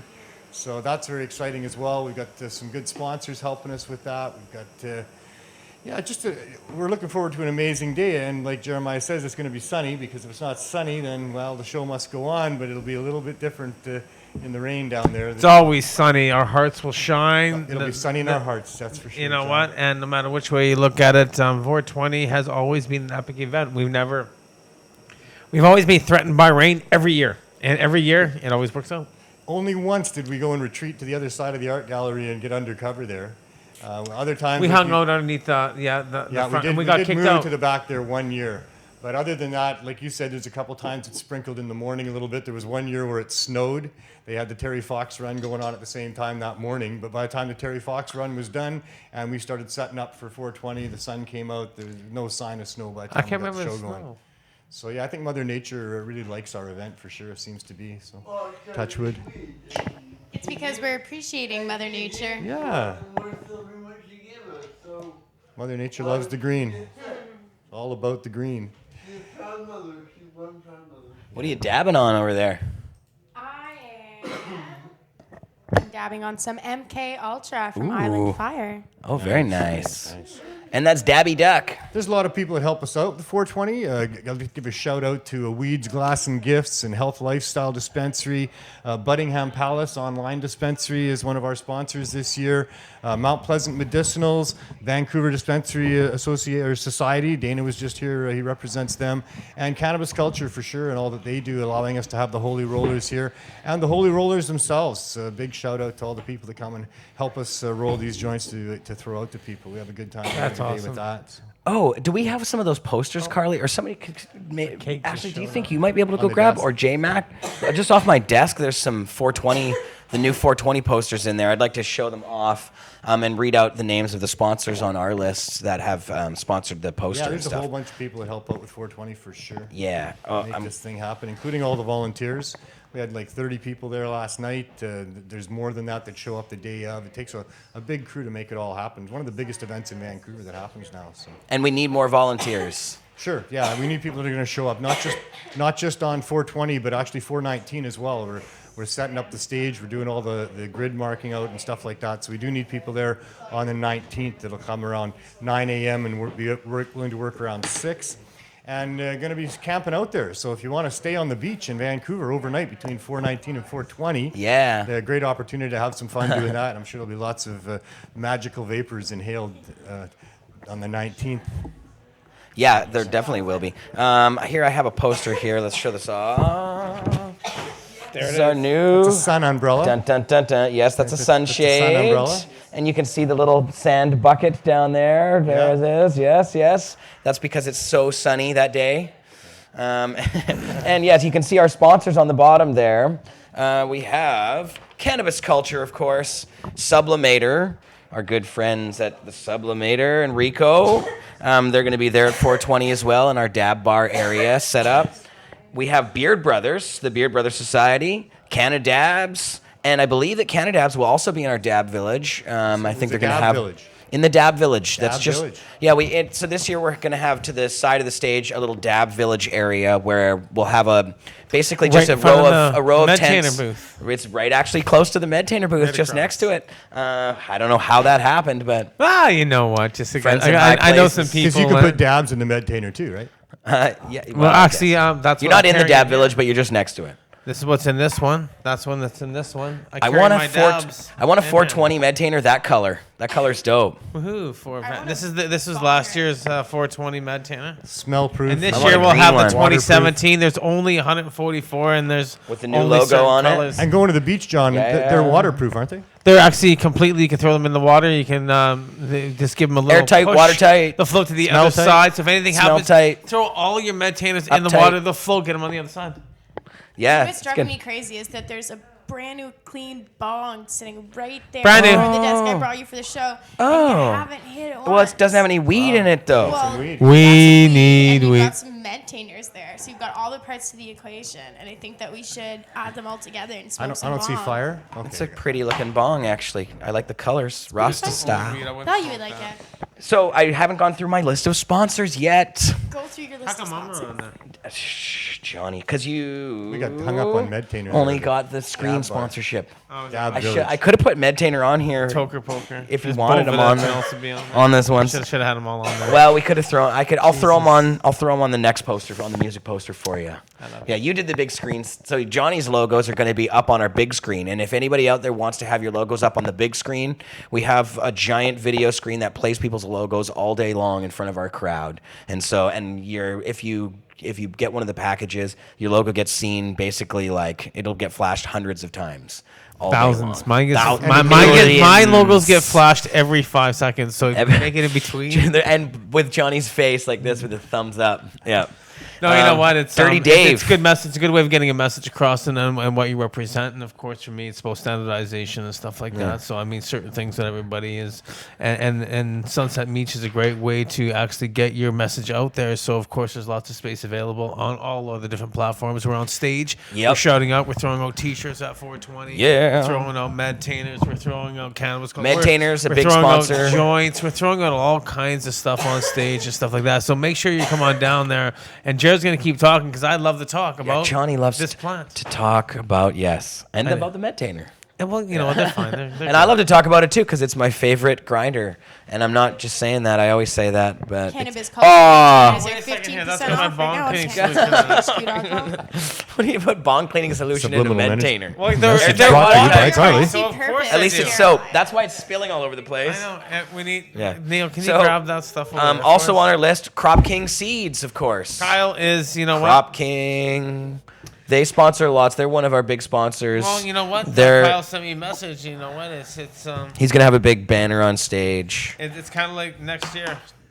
There's Even weed in here. sponsored Is this there? studio. Yeah, the Crop King sponsored this studio. They I did. even sponsored this. Yeah, and Medtainer also sponsored the studio. Sublimator sponsored the studio. Neil Magnuson sponsored this Neil studio. Neil built Magnuson the with his studio own two with his son. hands. There's weed to the Yes. left of you in the white bag. White bag. White bag to the left of me. Weed to the left of you, dabs to the right. We's to the left. To the right. Oh, there. That's a I good see. place to be stuck in the middle. Gotcha. So, also, I still haven't gone through the list. Dirty Dave. Can't forget Dirty Dave. Dirty What does Dave. Dirty Dave do? What does Dirty Dave do? Yeah, what's He that? Dirty Dave's a grower. Oh, yeah, nice. And he also, I think he has Dirty's dispensary. He had a dispensary. Dirty Dave. Dirty Dave, he's a good friend of ours, good sponsor of lots of things, part of the cannabis movement, amazing guy, good weed, really good weed. Good stuff. I don't know what any of this stuff is, but it looks Weed. like marijuana. That You know, says it's funny, I think BBG. that It looks like actually- illegal I marijuana. think that actually might be some Dirty Dave marijuana. Oh, is it Dirty Dave marijuana? And in the green bags, I believe it's some Dirty Dave. Oh, well, that's nice. It what is is. it? So we better smoke Dirty Dave's Roll it up. weed That's since funny. we were talking about Bong it. rip and the we new should probably bong. show it off here. Whoa, that's nice looking. We did not rehearse any of that. Really nice buzz. damn. Really nice buzz. That smells good. You know, I saw something interesting. They've now figured out the technology to be able to send somebody the taste of beverages. Calling my pay by phone. And it can Send it figure to out, you? yeah, it figures out the pH balance, and it has What? this like special cup on the other end, and it mimics the pH balance. Smell-o-vision? And well, that's the thing. Taste-o-vision. They're working now on using that same technology to see if they can use it for scents in the future as well. And as soon as I saw that, I was like, finally, Did this one run, day like- people will be able to smell the bud Did that this we run have. like a couple of weeks ago? Is that when that story broke? Like April 1st or No, something? it wasn't April 1st. It wasn't April 1st. It was, April I think it was 1st. I think it was like a Japanese technology, and there's like you put the drink in one end on your special cup, and then the person who has the special cup on the other end of their computer, it can match What? the color so it looks like it, and it I changes, don't and it makes believe the it. water taste like lemonade or whatever it is you're tasting. Wow. Well, that would be pretty damn amazing if that's Well, true. I mean, they're like making drone cars now and stuff. We're Parking. pretty much in the Jetsons era Drone almost. cars so now? I don't think anything would really. That they haven't made that. They're haven't just made it. It's talking in the about development models. stage. Yeah, Well, yeah, but that- I'm saying, I there's, saw a you know. Sears robot catalog from 1910, and they had like flying cars in the advertisements. Coming soon. Funny. Yeah, exactly. They've been They coming did, soon yeah. for a long Coming time. soon for a long time. Yes, but lots of sponsors for 420 and a lot more sponsors for 420. So these were just the people who got on the poster I'm listing today. That we have many other sponsors that are on stage and will be on our official sponsorship page, and we'll be shouting them out from stage. We'll be putting their stuff up on social media, sharing it around all over the place. And if you want to get in on that, if you want to sponsor 420 and have your message out to the crowd, your logo out. I hope to I all make it people, there. I hope then, I hope I make it Johnny back in hopes to time. make it there. Then get in contact with me, Jeremiah at cannabisculture.com. Just put sponsoring 420 in the title, or whatever, something along those lines. So yeah, The largest 420 the largest 420 and the only 420 you want to be on. 50 to 100. Definitely And we the should best be, 420. we should be live streaming, but we had a problem trying to find feed down there last time, so we need some kind of At Sunset some Beach. kind of a boost of some sort in order to get some streaming down there this year, Jar. Oh no, we're having streaming. We've got good technical people working on it. we got and, tech. We have, we're gonna we have a uh, crew working on that. They're Yeah. trying to accomplish that goal for us. They promised me they would have it I done, still- so well, I yeah, believe them. We'll see how that goes. Yeah, I'm not sure how it's going to be possible exactly, but Satellite. so only satellite will save us, I think. Can I have that lighter? Yeah, you can have this lighter, and if anybody else wants one of these lighters, you can get them on sale, 15% off, from now until 420. All of the cannabis culture merch on cannabisculturehq.com is 15% off right now until 420, including those beautiful glass rolling No, you can't see. trays. No. Just hold it up without that. You can't. There you There go. you go. That's Beautiful how- glass There's the rolling glass trays, rolling 15% trays. off. Project How much are Gator these? t-shirts. Prosec Gator. Oh, They and are Project on Fuck Gator? cannabis. Is it- Yeah, is the it Fuck Fuck Gator? Project Gator t-shirts. no, So they're let's called give a Fuck shout out. Gator. We haven't mentioned Gator. anything Fuck about Mark and Project Jody. Gator Are we allowed to? t-shirt. Are we allowed to Fuck talk Project about Gator. Mark and Jody and say hello Yeah, to them? of course we're allowed to talk about Hi, Mark and Mark. Hi, Jody. Jody. Hi. And so we miss we're them so living- much. there's so many things to talk about. I forgot even to mention our amazing launch yesterday of our digital residency at Now Magazine. So Now Digital Magazine, residency. we've actually taken over a piece of Now Magazine's website. And in fact, why don't I just show it off to people on the show? You should do So Now Magazine in Toronto. Now they're an awesome crew over there, and of course, if you are from Toronto, you know them because they have newspaper boxes all across town. With all their info or with their magazine that comes out, and it's got a lot of amazing cannabis info in it. It doesn't look like it's displaying quite correctly in this particular Internet Explorer browser, which is old school styles, but it's close enough. Yeah, this browser That's really the front sucks. page of their newspaper But- this past edition, right? Yeah, that's Jody on it. Hold on, I'm gonna try and get a little box here. It might not look exactly how it's supposed to, but it'll be at least something. Screen capture. We go like so. There we go. How's that look? Bam. Okay, now Hold on one sec, ladies and gents. Oh, you can see us. It's going to be like crazy. But look, there you go. So here, we'll put this off to the side. And wait, are they seeing it? Yeah, it looks like it's there. Can you guys see it okay? Maybe? I don't know. Is that good enough? I can see it. Looks pretty see good. it. I think That it looks looks like Vin okay. Diesel in The Rock. That is Vin Diesel. But here, we'll go to this is the front page. You go to the lifestyle section. Cannabis culture times now. And look at this. Bam. Right on the front page of now. A whole bunch of stuff about CC, our mission, why we're here, what we're doing. Articles written by myself and also other people at Cannabis Culture and people at Now. They have journalists assigned, editors that we're working together on this project to bring you guys an alternative to the mainstream coverage of what's going on with the LPs, what's going on with our government's legislation. Oh, look, there's Carly's video. Hi. Maybe with audio. Yeah, maybe with audio. I don't know. Boss Lissa, how's that audio situation working? We had Nice, like how you Craig have X on the how phone. you have everything on there. Yeah, and we've got the social media widget with all our stuff coming through. Basically, it's going to have all kinds of stuff. A lot of the stuff that we do on Cannabis Culture, but we're bringing it to Now's audience and sort of putting our efforts together, putting our heads together. So let me get rid of that now. Bam. There you go. And so what's up, Boss Lissa? Well, I changed something, and it might help, but it might not do anything. Okay, we're going to try it again here. Should we give it a shot? Should I just press the button? Is that Dana's party now? Was it coming from where? It was a screen. Yeah, that was a screen cap. But We should be. Apparently, Carly's it's Dana's video- birthday party Carly's now. video was a video. I'm gone. Yeah. Oh, it was? Oh, okay. So that's why I got to bring it up again. Smoking weed over It's there. also on Pod TV and it's also on Facebook. So I think I can just go back to it, right? There it is. Let's see. Is the sound working now? Oh, now it's working.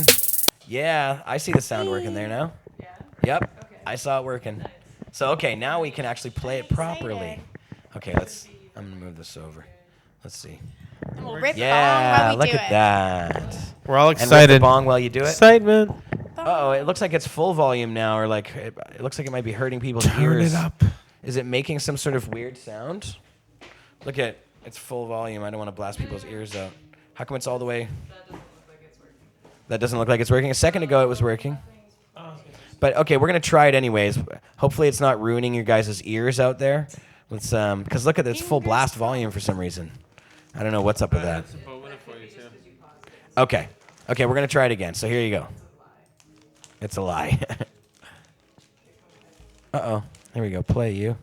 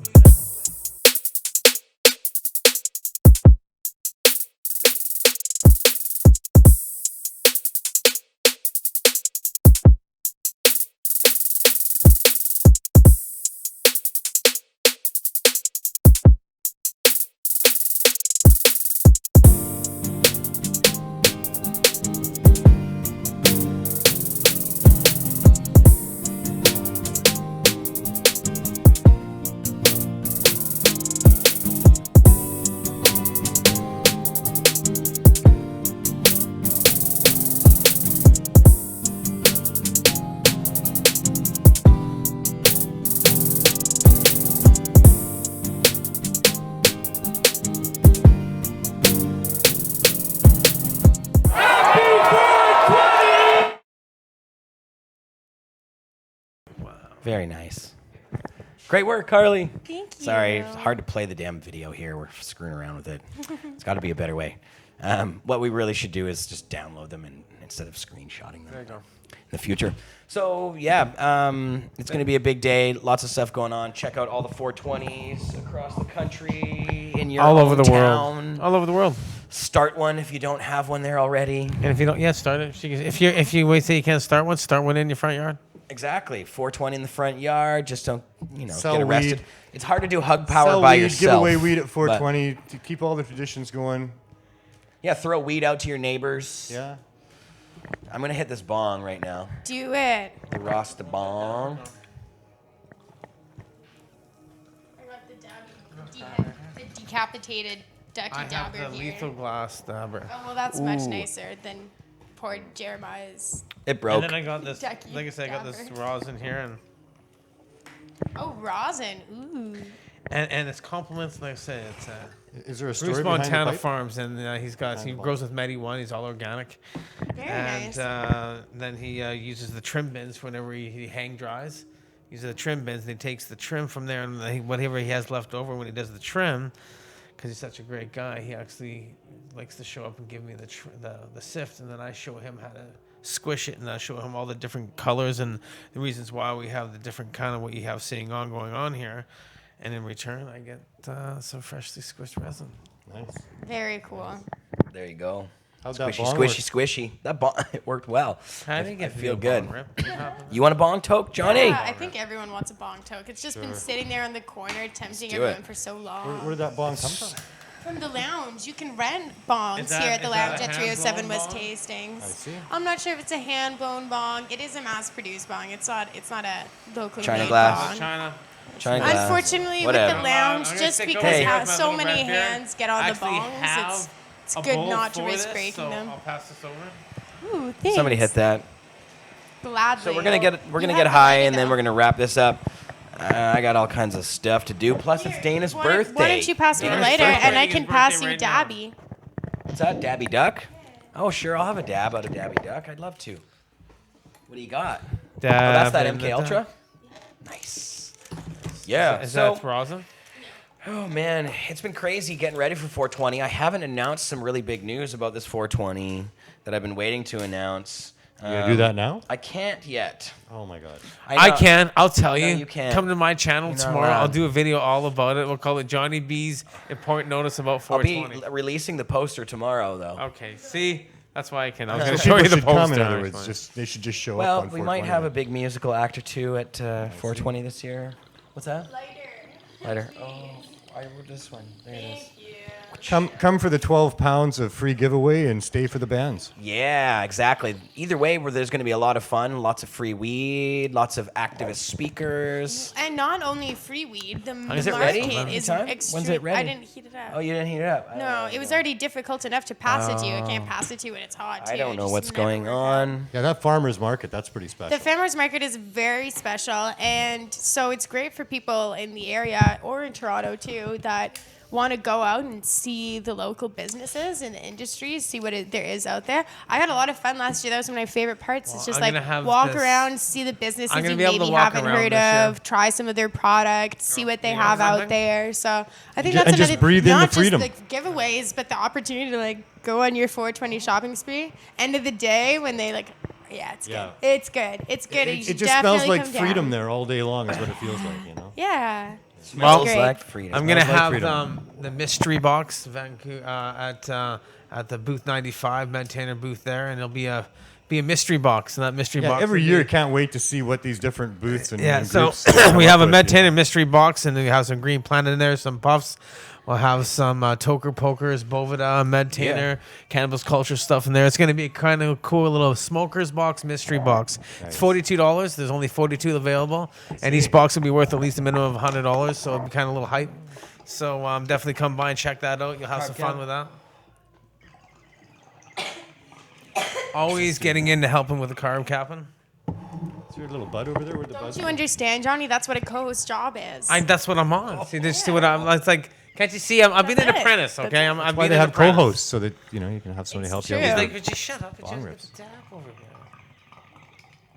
So it's going to be a fantastic week. I can't wait to see how things are going to turn up on 420. Yeah. Another bud over there? You want more bud? Yeah, more bud. If things More work of out this fine for delicious me, I should be there by about 1 o'clock. So I should be there by Here's about 1. Mic drop. My apologies, Have a everybody. I'm plane sorry. landing, leaving at 11:06 a.m. Last me here at 12.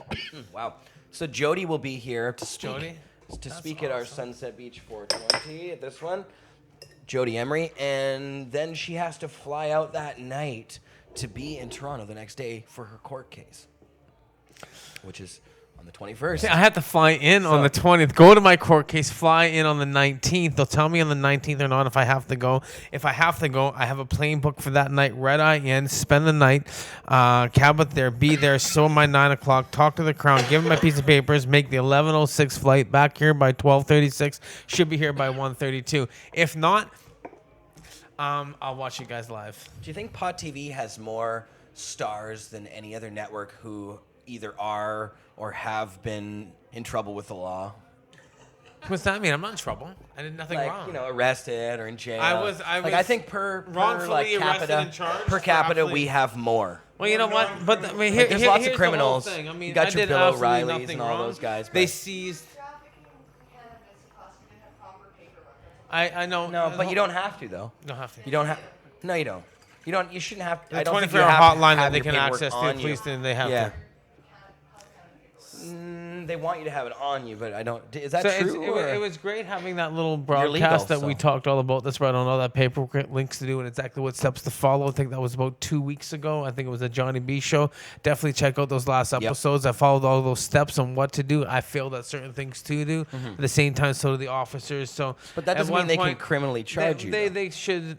They're learning and we're educating, and that's the biggest and most forefront thing about what we're doing here. Is some steps have to be followed for patients. And understand that with the new laws being passed here in Canada with legalization, I still fall under my injunction. So those laws really mean nothing to me. I can still carry 150 grams. I can still grow what I'm allowed to grow. I'm still allowed to have my extractions and what I'm able to use for my medicine. I'm grandfathered into those laws, and so is anybody else who is MMAR. Pay attention to those laws, people, because they're going to protect you. So really, really take a look at where you lie within the AMCPR or the MMAR, and then take a look at the new legal laws, because we're still protected under two different groups. So with legalization coming into play, that's more for recreational, not for medical. So I understand medical patients still have their right to do what they're doing, but they're not rightfully allowed to drive while impaired. So that's a big one we have to take a look at, because I know a lot of people that deal with a lot of chronic pain or different diseases that use cannabis every day in order to live, and they should not have to be forced to stay home or have to use cabs or transit in order to trans themselves around because they use cannabis as a medicine. Yeah. I know I use it every day, and I'm not impaired in any which way possible until when I sit down and I do 4 or 5 or 10 dabs in 3 minutes. Yeah, maybe I'm impaired for 5 or 10 minutes. I've driven across Yeah. this country numerous times. I got put on probably 1 million I will miles wait a in my second. life. I would be careful what you say right now. You can be criminally charged as representing. can As I would just be careful. Well, We're shutting Neil up right now. No, I've never driven in my life without smoking cannabis. Yeah, very rarely. I don't for think me I've in all ever my driven years. in my life. Well, you know without it. what? And I would will always not state drive that impaired. Even once. if you're living in chronic pain or anything, haven't. and cannabis 'Cause I always eases that smoked since I pain, was then 15. cannabis is rightfully medicine, helps you, allows you to drive. Because Exactly, you can there was function on times it. that I had muscle spasms when I first had Yep. surgeries and stuff. That's going back to 2006, and I would get out of my car in the intersection because I couldn't sit in my car. But if I had a toke, I was able to actually continue to drive. So Exactly. there's different ways. And of there's taking really a no look at it. residual So- getting high off of that either. When you're using it for chronic pain and things like that, it helps you ease the pain, but it doesn't impair you. You're not like high like a teenager or anything We like could talk that. about this all night. So yeah, We're not like I high. said, I've driven about We're 1 million here. miles, and I don't think I've driven very many of them without. There's a cake over there I wanted cannabis, to see being there. It's a before it got focusing eaten. tool for any veteran. A cannabis user, you can use it to help you focus if you use it within the right dose. And we need to figure all that stuff out. I like what Dana had to say about it. Roadside impairment tests, when there's been some visual, imperfection in your driving, is the way to go.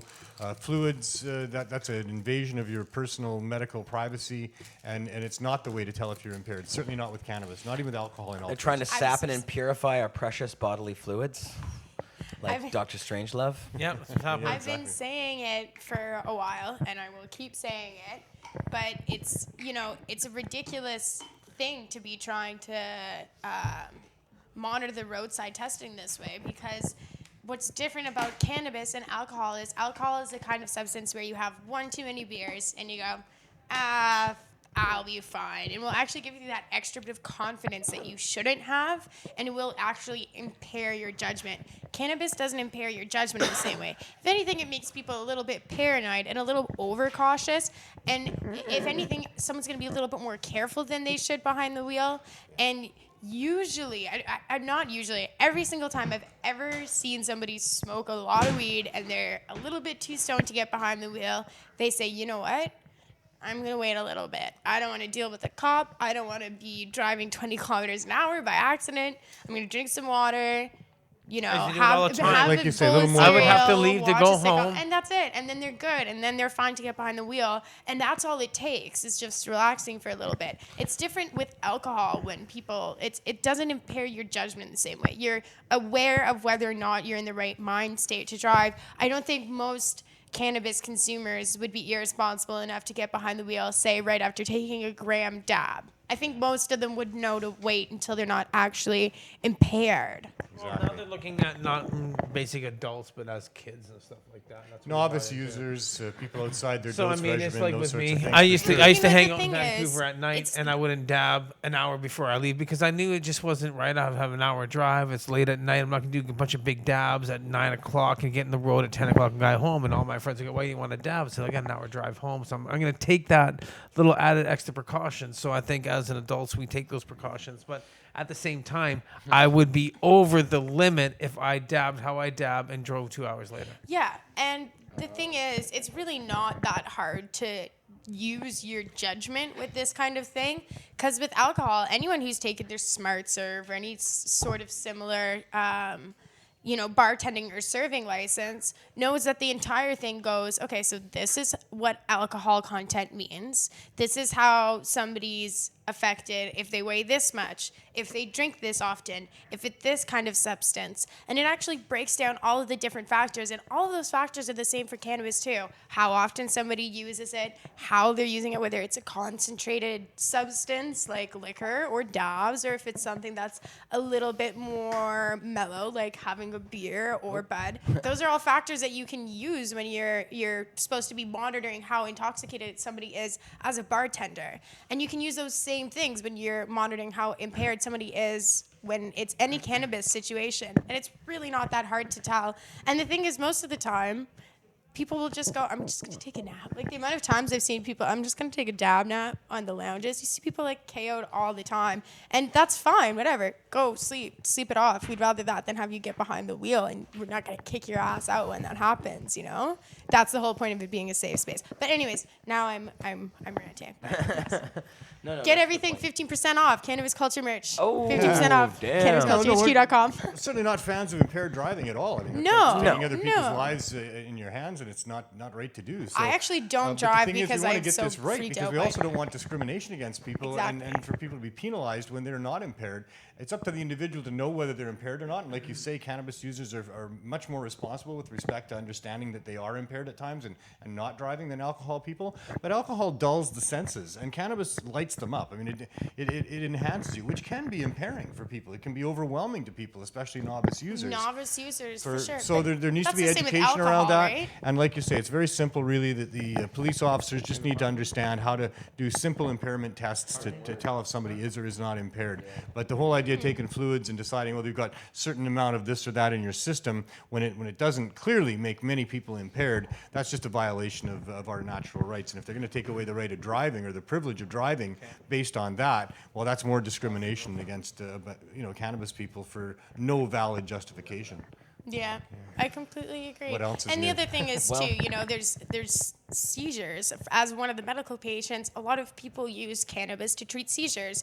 And I've had a seizure before, and I know the protocol. You lose your license for a year until you're seizure free for a year. And I've only had 2 in my life, so I don't want to take an anti-epileptic medicine every single day because those are really harsh pharmaceuticals with a lot of side effects. So for people like me, I could find a strain that makes sure I'm not as shaky, and then I could get behind the wheel. I haven't been able to do that yet, but if you take away the option of having people consume a little bit of cannabis before they drive, then it actually eliminates a lot of medical patients of having the ability to drive. It really hurts people. Yeah, or I'll have to take harsh pharmaceuticals every day just so I can drive, which is why I don't drive right now, because I'm not going to do that. Yes. Yeah. And also because I smoke a lot of weed and I'm not good at driving when I'm stoned. And that's the whole difference. I just don't do it because I know I'm not good at it. So it's just about being a responsible person. If you're not good at driving, don't drive. I'm not good at driving stoned. I like to smoke weed, so I don't drive. That simple. On the other side of it, if you are a good driver, you should be able to drive. Yeah.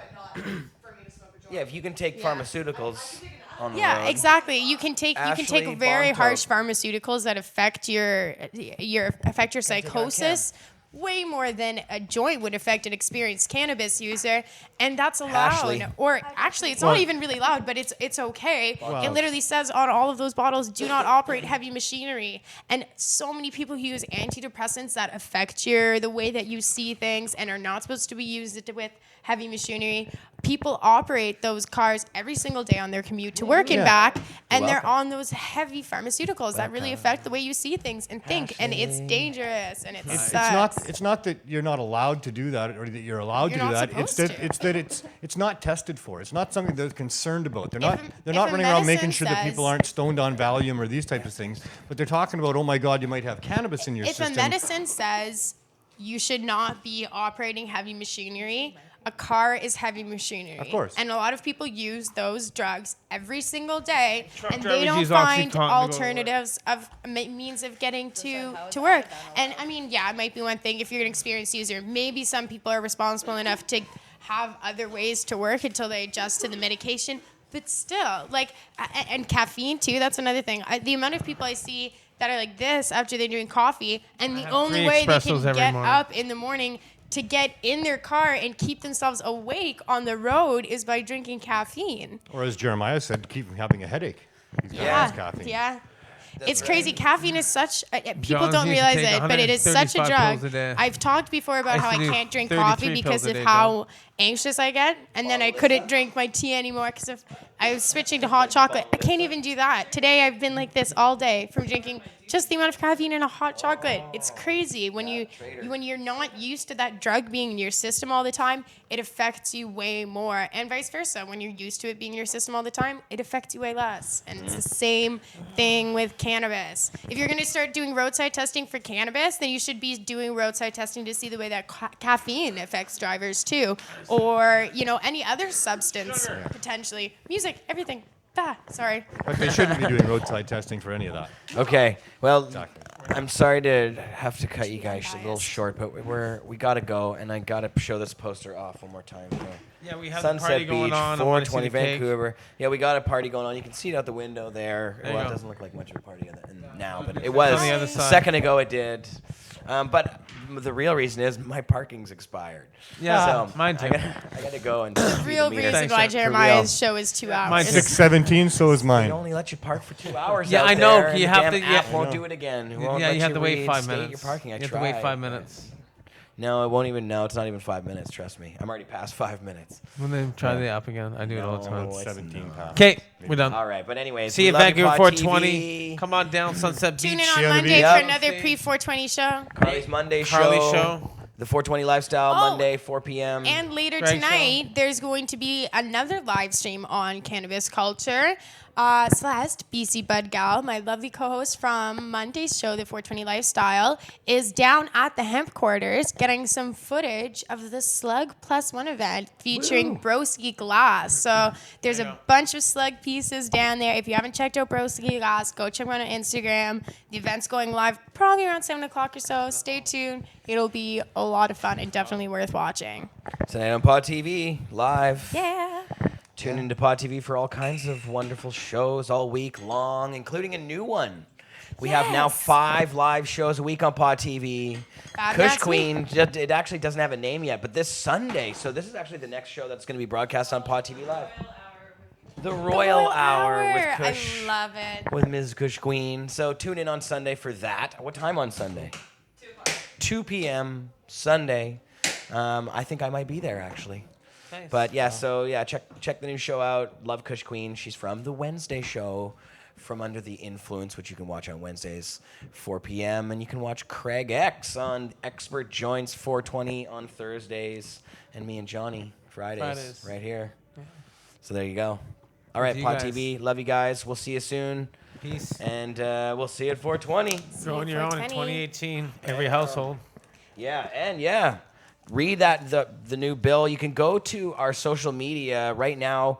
That Do it. bill Go to is. our social you can media. read go to all of our social media, but go to Instagram / sorry, not Instagram. Go to Twitter / Cannabis Culture, and there's a post that has the new bill there. You can read the entire bill. Yeah, see what you think about it. Read it yourself. Go and check it out.